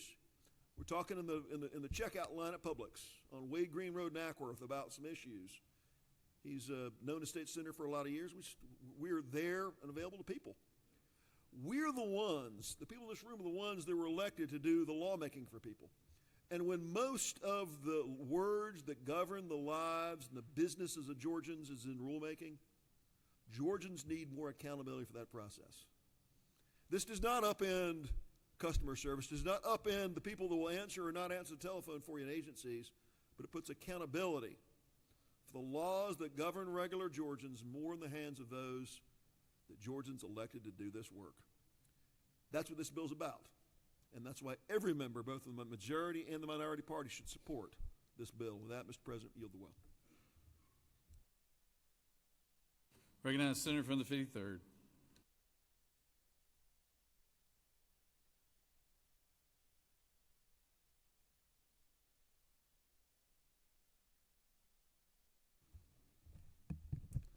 Thank you, Mr. President. I think this is probably one of the best pieces of legislation we've had all session. All right? 56 senators on the last two. I thought maybe we could have 56 on this next one too. But the Democrats, I've discovered, I don't know. I don't really know what their principles are anymore. Some of the arguments I've heard make absolutely no sense. The minority report refers to DOGE. There's a piece of paper on all of our desks given to us by the senator from the 14th with Elon Musk's dog on it. And I hear in the media, you know, everybody in the Democratic Party is always beating up on Elon Musk. And they say, well, Elon Musk doesn't understand the numbers. The guy landed a rocket with chopsticks. I think he understands the numbers. They say, well, Elon Musk might get a hold of our Social Security numbers. The guy made his wealth on PayPal and Social Security numbers. So I trust Elon Musk. But I think you're looking at it, Democrats, from the wrong perspective because you're looking at it from the executive branch perspective. And right now, luckily, I like to brag, I'm Trump's floor leader in this Senate sometimes. But the executive branch, nationally, is taking care of business with DOGE. But what this bill does is very different. It does what most of our constituents believe we already do. Hold the executive branch accountable. You see, there's a little family business in my hometown. They were trying to make a campground. They're trying to build a campground. We got tourism.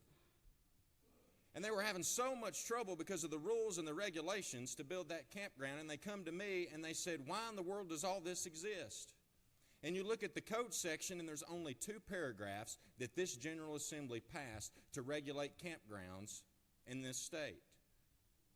But the Department of Health and Human Services, they've got like 200 pages that we give them the authority to write over those 2 paragraphs. That's 200 pages of rules and regulations. And my constituents believe that I, as a senator, have a right to go look into those 200 pages. That's what this bill seeks to do. It's very simple. You Democrats are always talking that the Republicans are the worst thing on the earth. Then why do you celebrate and raise up on a pedestal the governor? You don't agree with him, but yet you say his expertise, I heard one senator say, is necessary for this state. No, I think we as a legislature, who our article comes before the executive branch in the Constitution, have more say-so. This should be a very simple yes vote, because you're a legislator. Don't you want to have a say-so in what the governor of the opposing party has to say? I certainly do, and I'm in the same party. The only thing that I don't like on our desk is this amendment. It says we're only limited to 3 bills, unless you're a chairman or the speaker, or I guess maybe another thing in there. But I think we all ought to be able to seek out as much as we would like. I don't like limiting ourselves just to 3 bills. But if that's what it takes you Democrats to light up the board green, then I guess that'll be a good amendment. Mr. President, I'll yield for any questions. You have one question, Senator. All right. Recognize the senator from the 10th. Thank you, Mr. President. Senator Yield. Yes, sir. Senator, what expertise do you have in judging matters for all of the state agencies in Georgia? All of state agencies, because Any of them impacted by this I'm a legislation? member of the Republic, Senator. I'm a senator just as you were a senator. Do you think that we as lawmakers ought to have a law degree? I don't believe so. We're a citizen legislature, right? We only go to session 40 days because we're supposed to go out there and make a living in some other means, just as you and I both do. Senator But our Yield. constituents elected us to this position. We are members of the Republic to make those decisions. Senator Yield. Sure. Senator, being an elected official is not expertise. My question to you is, what expertise do you have that will allow you to sit on one of these standing committees and make decisions across our state agencies? Well, Senator, we can start with transportation. I'm the Secretary of Transportation, and I believe I'm one of 2 legislators in the entire General Assembly who have a Class A CDL driver's license. I think that gives me some level of expertise when it comes to the Transportation Committee. Senator, I'm on the Natural Resources Committee. I own a family farm. It's been in my family for 5 generations. My grandfather taught me how to protect natural resources. I think that leaves me some expertise in natural resources. Comes to interstate cooperation, Senator, I'm the chairman of it. I think I have some level of expertise there because my district borders Alabama and Tennessee, our 2 neighbors, interstate cooperation. Let's see, government oversight. I'm the only senator who ever votes no on anything, it seems like, in this chamber. So government oversight, I like to think I have a little bit of expertise. Senator, do you have any higher education in any of those areas you just mentioned? Senator, Or I do advanced have some degrees? higher education. I'm a Georgia Bulldog, graduated with a degree in international affairs and political science, and took all of the esteemed Charles Bullock classes. But Senator, to your point, I did only make a B in those classes. Senator, one final question. Sure. Are you still a member of the Republican Party? Sir, yes, I am a member of the Republican Party. I'm not, however, a member of the Majority Caucus.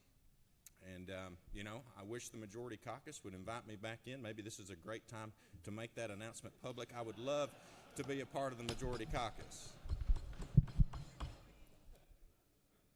I'll yield for any more questions. You have no more questions. Thank you, Mr. Senator. President. And you are the definition of government oversight. I can tell you that right now. We wouldn't have any problems if it all was looked after like the senator looks after it. All right, any other, Senator from the 51st. Got a couple more.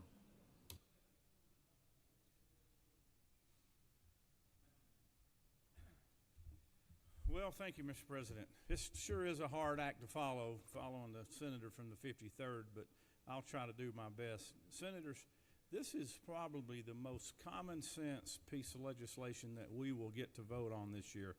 But you're right, and it's also the best piece of legislation other than what we did last Friday before we left here for the weekend. Senator from the 27th brought this same piece of legislation last year, I believe, and we passed it, and I believe it was on a bipartisan effort. Part of the problem we have, Senators, is we're part of the problem. So far this year, we've introduced almost 250 pieces of legislation in this chamber. We are creating more and more legislation that creates more and more government regulations. Every day we're in this building for 40 days. That doesn't include the hundreds of bills that are coming over from the House. I would expect before we leave here this session, there'll be more than 1,000 pieces of legislation that'll get passed by both chambers. And then the governor has to scrub all of these bills and then decide, does he want to veto these bills or let them become law? And the majority of them, unfortunately, will become law. Regulations follow these bills, as the senator from the 27th and the 53rd and the 37th have already talked about up here. Hundreds of pages of regulations come with all of these legislative acts because we don't have all the expertise to do this. We allow these other bureaucrats to follow these laws and enact them on our behalf. But I can tell you this, I don't have constituents in my home district telling me, go back down to Atlanta, create some more laws so we can create some more rules to where we can increase the cost of living on our families. In fact, they asked me to come down here to cut bills, cut laws, cut regulations, lower their taxes. And I hope that's what we'll do here with this bill today. This has nothing to do with what's going on in Washington. Some of you are trying to tie this to national politics. This has absolutely nothing to do with Washington, D.C. This has something to do with everybody we represent here in Georgia. 11 million people paying taxes, trying to work every day, trying to create a living for their families. Let's talk about one example, the cost of housing. Everybody in this building has talked about how can we lower the cost of housing to create more affordable housing. Did you know that 29% of every home built in the state of Georgia is to the cost of the regulations that are passed either by the federal government, the state government, or local entities? That's because of our regulations and our bills that we come down here thinking are good for our citizens. 29% of the cost of every home built is because of government red tape. It's time to put the politics aside. Let's roll back the red tape in this building and across the hall, and let's send a strong message to the rest of the country that Georgia's here to take care of our working families. I'll yield the will.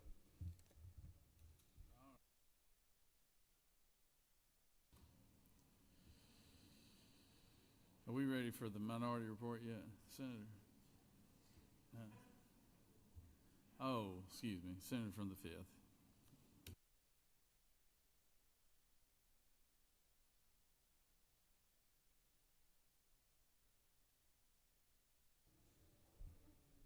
Dear colleagues, I've been sitting here and being a little confused. I heard a lot of stuff. It's a great bill, the best bill of the session. Should be simple yes vote, common sense legislation, roll back the tape, nothing to the DC. But the author, I just heard said, this bill is the spirit of the federal Dodge program. Whenever think about spirit of Dodge, you think about Elon Musk. And that's the mean spirit. That's the bad spirit. Every time I looked at it here from my constituency, they're scared. So I'm just a little confused. You know, we need to keep Georgia. I mean, why you would name this bill or even mention about Dodge if you don't have any intention of cutting jobs or cutting, employment? And I don't know. I'm just a little confused. So, and then again, what rules you are trying to cut, because your party's been in power for the last couple of decades. So I guess two things comes to my mind is you are trying to cut the own rules that you all created last 20-some years, or you're embracing what Elon Musk wants to do in DC, or doing it, not necessarily wants to do. Cut all these jobs, not necessarily cutting all the jobs and everything else. He is trying to cut, taking his chainsaw, cut the Medicare, Medicaid, and anything you name of it. But anyway, that's my take. That's a bad spirit. If you want to cut red tape, do it by the agency, do it by the committee, do it whatever you need to do. but don't bring federal Doge program or Elon Musk to Georgia. Elon Musk will not going to be much popular coming 6 months or so. Take my word on it. Mr. President, I yield the word.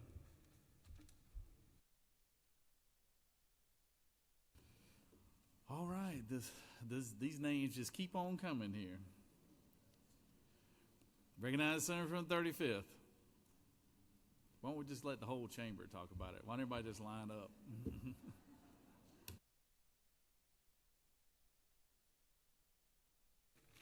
Mr. President, I was actually not going to speak on this bill, but I changed my mind after hearing from a whole bunch of different experts in the room. I told you last week that I'm a lawyer, a defense lawyer, and I also said I'm a regulatory lawyer. I work with corporations across the country on regulations to ensure that they comply with it, but also ensure that to the extent that there are regulations, particularly at the federal level, that would hurt consumers, that we do what we can to eliminate those regulations. So I have no problem with cutting red tape, and I have no problem with ensuring that we are not burdening our small businesses. In fact, a regulatory scheme, a law like this is in the books in Washington.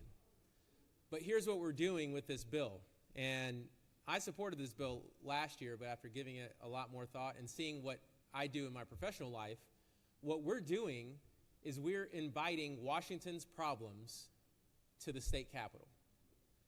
Because if you go to Washington and you're a company, a small business, you're with the association, and you pay that association to pay lobbyists, to file lawsuits, to file paperwork, to fight regulations. In Washington, there are multiple steps where you could do that. And that's why it takes rules years to implement.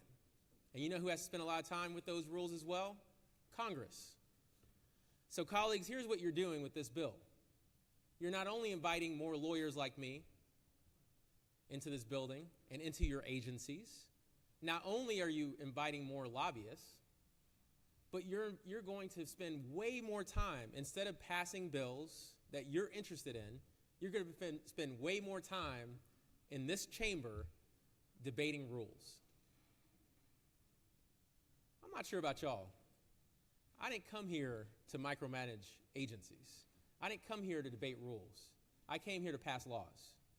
So if you want to actually focus on what you were elected to do, which is to make laws, then you should keep the rulemaking to the agencies. And I'd like to remind you that for the last 22 years, every agency and this chamber and the chamber across the hallway has been controlled by one party. So the extent that there is red tape, it has been placed by one party.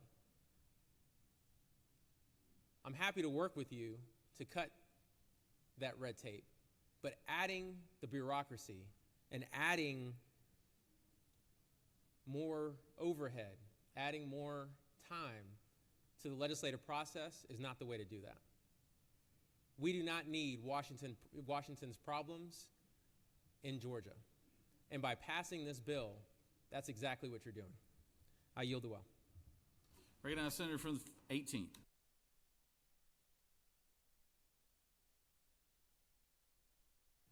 Thank you, Mr. President. I'm going to be brief because so much has been said.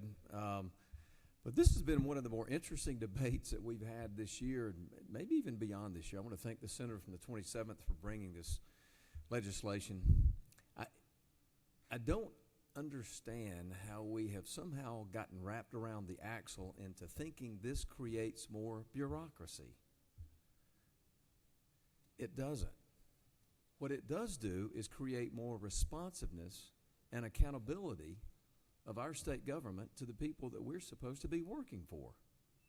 That's what this does. So many of y'all have spoken about the value of this and why this is needed. I'm going to take a slightly different approach and ask you this. One of the most common calls I get in asking me to serve my constituents, and I wonder if you get the same one, is someone out there who doesn't have connectivity with the Capitol, doesn't have a way to make one of our bureaucrats, one of our agencies respond. And they will call with the story of how they have been calling and trying and leaving messages for literally for months because they need some sort of interaction, some sort of interface with one of our agencies, and they can't get it. Y'all get those calls? I think it's one of the ways that I serve my constituents best in providing that connectivity. Never do I finish up and give that constituent what they need that I don't have that final thought that I suspect you have too, which is what? You know, it's kind of sad she had to reach out to her state senator to get that simple connectivity of what they needed. But that's what they have to do. So the spirit behind this, and one of the things, the big drivers about why this makes sense, is it provides that additional connectivity and a closer connectivity between the constituents that we are here to serve and the people at the bureaucratic level that are supposed to be doing that. It just gives a little oversight and accountability in that regard. That's not bureaucracy, folks. That's called government working the way it's supposed to, or at least pushing it in that direction. That's all this does. We need to vote on this bill. This is a good bill for the folks back home so they can better get responsiveness and accountability from their government, and we're helping them do that. That's a pretty good thing. I urge you to vote yes on the bill. Thank you. I yield the will. The senator has yielded. Senator from the 14th, you're finally on. I'm excited about it too.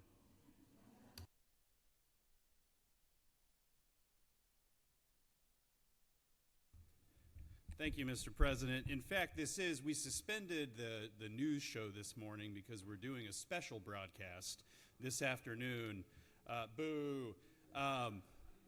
Listen, there's no better audience than one that's been tired and worn out by 20 speakers, so I'm super thrilled to be up here right now. Let's start. I'm delivering the minority report. Let's start with the commonality between me and the senator from the 27th, which has been alluded to a couple times. The absolute truth of this bill is that this bill is very different than federal DOG in the way that it works on the ground. But it is, to quote the author of the bill, in the spirit of DOG. And I think the senator from the 5th gave you a preview of some of what I'd like to talk about. But first, let's go back in time, to 2010, when there was the birth of a meme.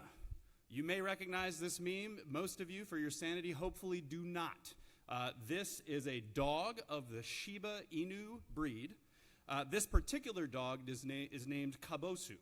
Now, Kabosu, the dog, was not known until Kabosu's owner in 2010 made a blog post with this iconic picture that came to be known as Doge. Now, some people are pronouncing it Doge because of the old school clerical implications. I prefer Doge. But in late 2013, this meme started to really take off. Now, as you may know, a meme is an internet phenomenon. It's kind of like a shared joke that people can circulate. If anybody ever sends you a picture of something with letters on it to sum up a mood or an attitude, that's a meme. And if you're asking why this inscrutable, weird, doofy meme has appeared on your desks this afternoon, I would humbly submit to you because of Elon Musk. That is the reason we're talking about Doge today. That's the reason that the cameras are here, because I don't think the cameras came, no offense, Mr. President, for red tape rollback. So let's talk about what the spirit of Doge means. As you can see, there's some choppy language on this picture. It says, "So Senate," very tape, much legal. The point of the meme is to have sort of broken grammar, to be inaccessible to normal modes of meaning. It's an inside joke, and it's an inside joke that's been around for 10 to 15 years, and it's an inside joke that Elon Musk likes most of all. In fact, so much that he created a cryptocurrency. Well, he didn't create it, but he has advocated for a cryptocurrency around the Doge meme, the Doge brand, called Dogecoin, which, by the way, doubled in value pretty much since the election. I'll talk about that in just a second. The point of this meme, the point of a brand that's centered around an internet dog, is to be inaccessible. The point is that the meaning is not available to a lot of the people who are living in the United States, working for the federal government, working for the state government. To make a department called the Department of Government Efficiency is to look for the acronym DOG, to find words that fit the letters so that you can take that meme and turn it into government. Now, again, we've been accused of turning federal issues into state issues, if they're different, initiatives, that this is not DOG. Let me just say in the most passive of tenses and voices that this bill was branded DOG in a Senate-involved incident. That is not the choice the minority party made, but the choice has been made to bring DOG into this chamber, at least in spirit, so we should talk about what it means. Now, we've reviewed at the federal level what the spirit of DOG has meant. It has meant mass firings, many of which were illegal and not pursuant to due process under civil service protections. It has meant the facilitating of access to individuals with no security clearances to sensitive payment systems at Treasury, information at the Social Security Administration. It has meant firings of critical employees like nuclear weapons stockpile managers, CDC, disease response people, personnel, and FAA personnel. Now, that's what the spirit of DOG has meant at the federal level. What I want to talk to you about, because I think my colleagues have sort of amply covered the rest of the discussion at the federal level, is why this dog? Why this meme? What does it mean in terms of the actual decisions being made? It reflects the philosophy that government is a joke. That is what Elon Musk thinks. He thinks his money and his wealth entitle him to run the world. And that the government that's in place, the millions of federal workers, the laws that govern their service and put them in a position to succeed, that those laws are a joke as well. But more so than a joke they don't understand. A joke that only the tech bros whose money should entitle them to world domination understand. The second thing that the dog means is it's a loyalty test. Like so many other things from the Trump administration, it is calculated to be an indignity to the people who have to say it. I would submit to you that it is an indignity that the Georgia Senate and elected officials nationwide have to talk about this dog when referring to Trump's alleged reform efforts. It's a way of saying, you're going to take our joke seriously, in fact, so seriously that if you don't take us as basically the internal federal ombudsman who run everything, if you don't take us as the absolute authority, you could lose your job. There's a 5 points email sent in the last week. You hear about this the last couple days? Every federal employee pretty much got an email that said, name the 5 things that you did this week, last week, in response to this email. And Tulsi Gabbard at DNI and Kash Patel at FBI already told their employees, don't respond to this email, right? So DOG is thoughtless. That is the spirit of DOG, is it is actions en masse with no respect to details or nuance that are calculated to be traumatic. I use the word traumatic because Russell Voigt, the incoming director, I believe at OMB or OIRA, I have to go check, but one of the regulatory bodies, he was quoted before all this went down saying, our goal here is to traumatize, to give trauma to federal workers so that they self-select out of the workforce. It is not just an efficiency effort, it is an antagonistic, hostile effort designed to demoralize federal employees. That's what the spirit of DOG means. And again, lastly, follow the money, Senator from the 26th. The more that we talk about DOG, the more that the non-functional cryptocurrency that has no practical application, unlike other blockchains, maybe Bitcoin, maybe, there's different types of crypto that might have practical applications. Dogecoin is called a meme coin for a reason. It has no practical application. But the more we talk about it here and elsewhere, the more money that people like Elon Musk make directly from their crypto. Now, this is not federal DOG, functionally. And I want to give it up to the Senator from the 27th, the LG's office. I know how much work has gone into this bill and how this bill builds on existing mechanisms of legislative vetoes that actually already are in code. Now, some of the aspects are new. The small business review is new. The 4-year regulation reset is a new feature that was in the bill that was passed out of the Senate last year. And these are technical decisions to transfer power from regulatory agencies back to the legislature that can be defended philosophically. That it is not the same thing as federal DOG in that respect. However, I want to draw a line for you between something great we did today and something not as great we're doing today. Something great we did today was we passed the Senator from the 20th's bill that identified a specific sequencing issue in examinations for a specific type of industry and trade. We came in as a legislature and we fixed it. We found a problem with regulatory reform, basically, or regulations that were too burdensome. We identified the problem, we fixed it with a unanimous vote. And I humbly submit to you, and this is in the minority report, that if we were to look at every rule and regulation that comes up organically through industry complaints, if the industry comes to us and says, this rule is causing us harm, it's causing us paperwork problems, it doesn't accomplish anything, we need to look at it. The legislature has the ability to do that, and we've done that every year. The red tape rollback brand last year included measures that Democrats voted for that had to do with specific industries where we knew about specific problems. But contrast that with what this bill does, which is it says all rulemaking across all agencies except for the ones exempted have to re-justify, reissue their rules every 4 years. Doesn't matter what the content is. And when we asked in committee what specific rules are we talking about, we didn't get a clear answer. So this is not driven by industry saying we need help with these specific regs. This is driven by a generic, ideological distrust of government. And that's dangerous. Grover Norquist said he wanted to do what to government? Drown it in a bathtub. Make it so small that it can be drowned in a bathtub. And that ideology of dismissing everything government does, irrespective of the details, leads us to federal DOG and it leads us to state DOG, the same spirit. Now, the sponsor of the bill will note that I went on the news and I agreed with the fundamental philosophical premise of protecting small businesses. I have said on the record, we do not want to bury small businesses in a mountain of paperwork. And if the small businesses in a sector came to us and said, this rule is burying us, we could do exactly what we did for the Senator from the 20th, and we could address that rule. But this is more work, more distrust for agencies that are already understaffed, who already have budget issues. A couple of my colleagues have mentioned. Now, who here has sat through budget hearings? They are very nice to sit through. There's a lot of, it's dignified, and we get to connect with our agencies. They get about 2 minutes to talk. But what do we hear from agencies every year who they got to be careful not to make the government mad, the governor? They say, oh, well, we have enough money for sure, but we could really use a salary adjustment. Why? Because we are chronically paying our state employees far less, there's not even a respectable difference, far less than what they could make in the private sector for comparable work. They're doing multiple jobs. And so when we complain that they're not responsive, which is a comment we heard both in committee and on the floor today, well, these agencies have to be held accountable because they're not responsive. Why do you think they're not responsive? There's nobody to do the jobs. We're not paying them. They're not there.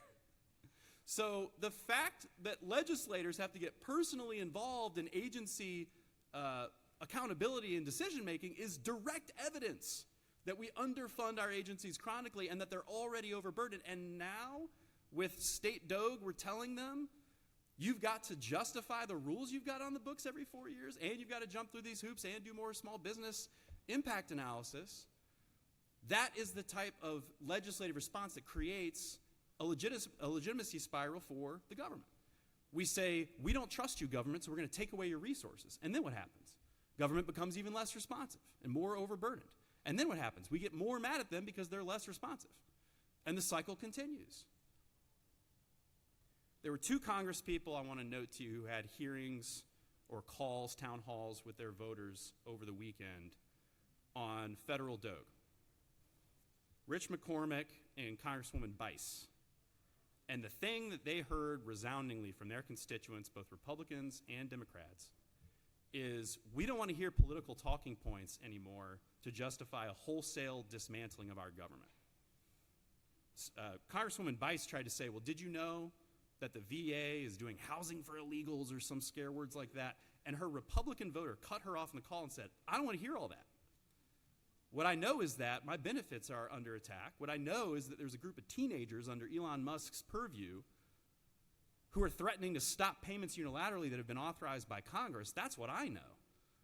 And this goes back to a sentence that's in the minority report. One person's red tape is another person's due process.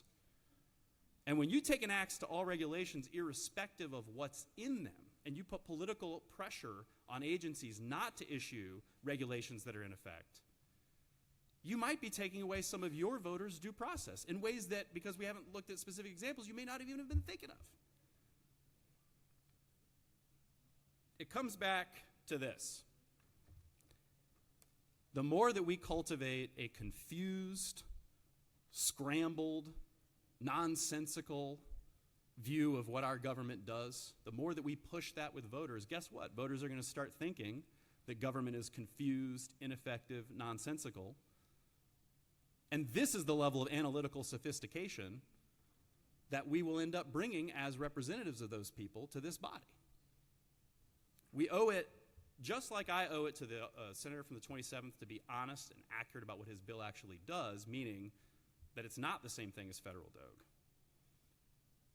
We owe it to our voters to be honest, accountable about what our state agencies do and not to fearmonger and make it act like all government is bad all the time and put them in a constant survival quest to justify their own existence. With that, I will yield for questions if anybody has them, but let's hope not. You have no questions. Thank you, Mr. President.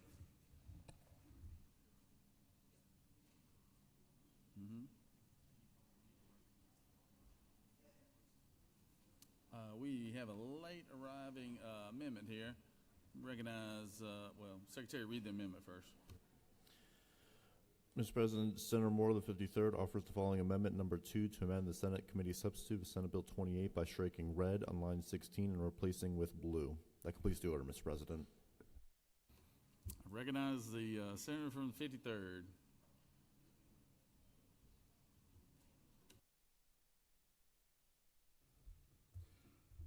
Thank you, Mr. President. Just in the course of the debate, myself and some of my colleagues back from North Georgia there, it's just come to our realization that my friends over in the Democratic Party, they think this bill is all about them. And that's why we're changing it from, in my amendment, from the red tape to the blue tape.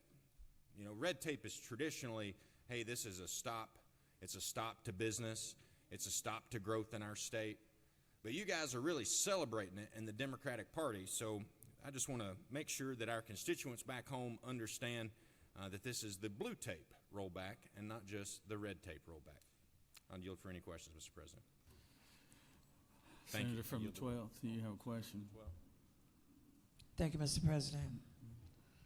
Senator, is it not true that when we were elected by voters that wore red and voters that wore blue as well? Yes, ma'am, absolutely we were. Thank you. And is it not also true that it's almost like a personal affront to me when we sit and discuss this, when I know that we can move on to some things that are so much more important for my district, District 12. So thank you. I appreciate that. Senator, I would just like to expound on that. This is extremely important to my district as well. Like I mentioned earlier in my argument, when those constituents were trying to create a campground, but the red tape, 200 pages of red tape was preventing that business. Northwest Georgia, tourism is mighty important to us. And rolling back regulation, and this amendment being blue regulation, as it seems, will be mighty beneficial to the people of Northwest Georgia. And I'll yield the well, Mr. President. All right, Senator. Senator has yielded. Before we take that up, and I want to recognize a good friend of mine, Judge Ron Ramsey, former member of this body right here. Y'all give it up for the former senator here.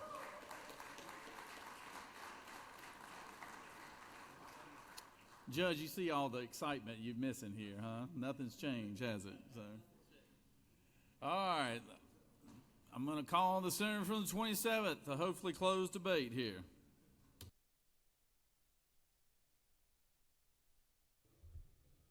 Thank you, Mr. President, colleagues. To those of you that came to this well to have an intellectually honest discussion about what this bill does, I say thank you.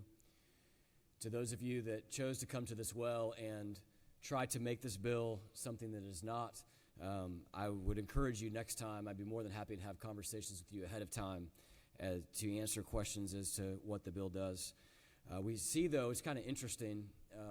We've seen a number of instances this year where the minority party has been out of step with the vast majority of Americans. My first bill that I brought to this chamber was a bill in which 79% of Americans agreed with. This bill on a federal level is a bill that 68% of voters agree with. congressional level checks at the federal level around rulemaking, what they call the REINS Act in D.C. The similar legislation, I said, has been introduced in 20 different states in the union. 59% of Democrats, when asked about specifically what this bill does at the federal level, supported it there, and there's no reason to believe that they wouldn't also support it here. There's been kind of this breathless, almost frantic attempt to malign the current administration and the work that they're doing. And I just wish that we had the same breathless fear-mongering over the fiscal cliff that is facing this country. Did you know that your share of our national debt, yours, and yours, and yours, is $106,000? Did you know that your household share of the national debt is $273,000? Did you know that 60% of Americans have less than $5,000 in their checking account? So what we have seen an unchecked federal government, by the way, both parties are guilty of this, what we have seen an unchecked federal government do without the checks and balances that we're introducing into this piece of legislation, and with the power to print more money, we have seen them increase the federal debt more than 50 times the amount of money that the average American actually has. So if we're going to get worried about somebody taking a chainsaw to looking at this problem, I ask, what instrument do you think is appropriate? A scalpel. Okay, a scalpel. What the scalpel would do, and I remember this was Obama and Romney in their debate. Obama was complaining that they wanted to take a hatchet, and he thought that a scalpel was more appropriate. What did Obama do when he got elected? He came in and said, we can't wait for Congress to right-size the federal government. And he stood up an agency of unelected people to look at the size and scope of federal government and downsize it. One of his predecessors on your side of the aisle, Bill Clinton, was the last person that got anywhere near close balancing a budget. And so we have come so far from what fair-minded people would say is reasonable, and we've got so caught up in this tribalism that we can't even have an honest conversation about where we're at. The senator from the 10th grilled me with about 58 questions about a bill that he voted for last year. Last year's version of this bill, which has not substantively changed. This is a common sense piece of legislation. The lieutenant governor last year recognized that Georgia needed to join the states that had gone before us, Florida, Kansas, Indiana, and have a regulatory check, a regular teeth cleaning, if you will, around the rules right here in the state of Georgia. And regardless of how those rules came into place, I like to think of our agencies as nonpartisan. But regardless of how those rules came into place under those agencies, it is a good practice. The senator from the 10th also clarified that he looks at the best ways to run his business every single day.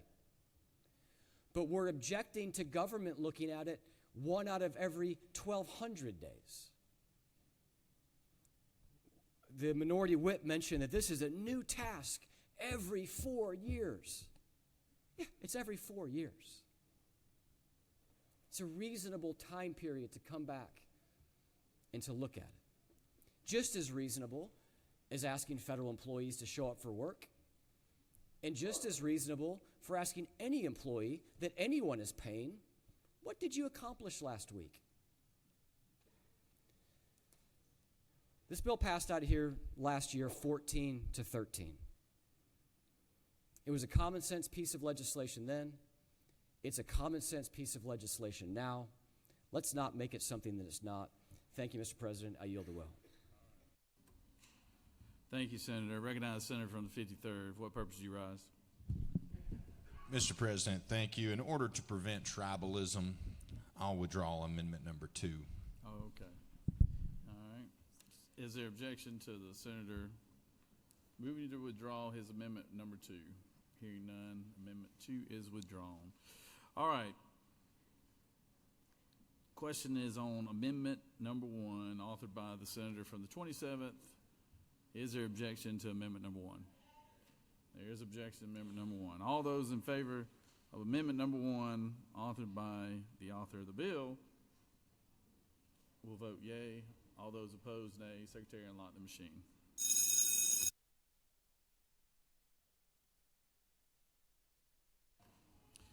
Senator from 41st, for what purpose do you rise? Point of order. State your honor. Mr. President, isn't it true that under this scheme, only people in the majority party will have an opportunity to ask for these during session? All minority party members, except for the very few of us who happen to maybe have a chairmanship, would be able to ask for these? I believe every senator in this body, Republican and Democrat, will have the ability to speak to the state agencies about these issues.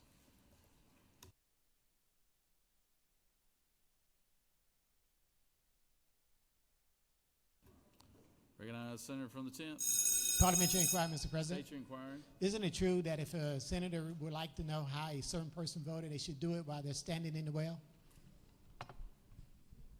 Senator is passionate about what he speaks.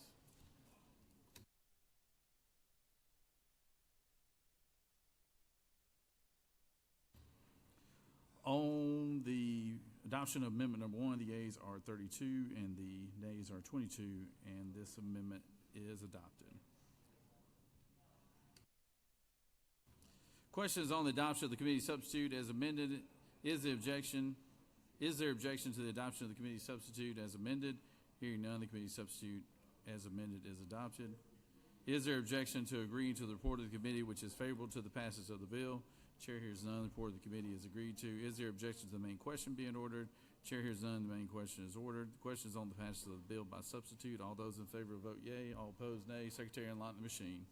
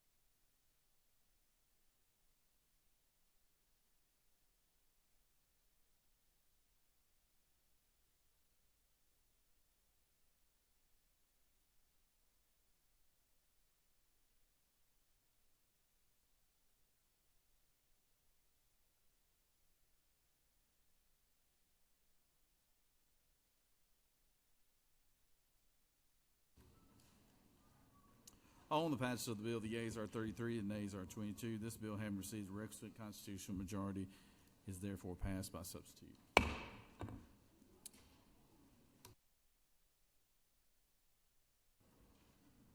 Senator, you want to make an announcement? Well, hold on one second. We'll make an announcement. We'll have time for that in a second. Hold on one second. Majority Leader for a motion. President, I move that the Senate stand adjourned until 10 a.m. on Wednesday, February the 26th. The Majority Leader has moved. Mr. Secretary, read the announcements. Mr. President, the Rules Committee will meet upon adjournment in room 450 in the Capitol. At 1:30, the Public Safety Committee will meet in room 450 in the Capitol. At 1:30, the Economic Development and Tourism Committee will meet in Mes 1. At 2:30, the Health and Human Services Committee will meet in room 450 in the Capitol. At 3:30, the Finance Committee will meet in Mes 1. And at 4:30, the Judiciary Committee will meet in room 307 in the CLOB. That completes the order, Mr. President. Senator from the 40th, you can take the wheel.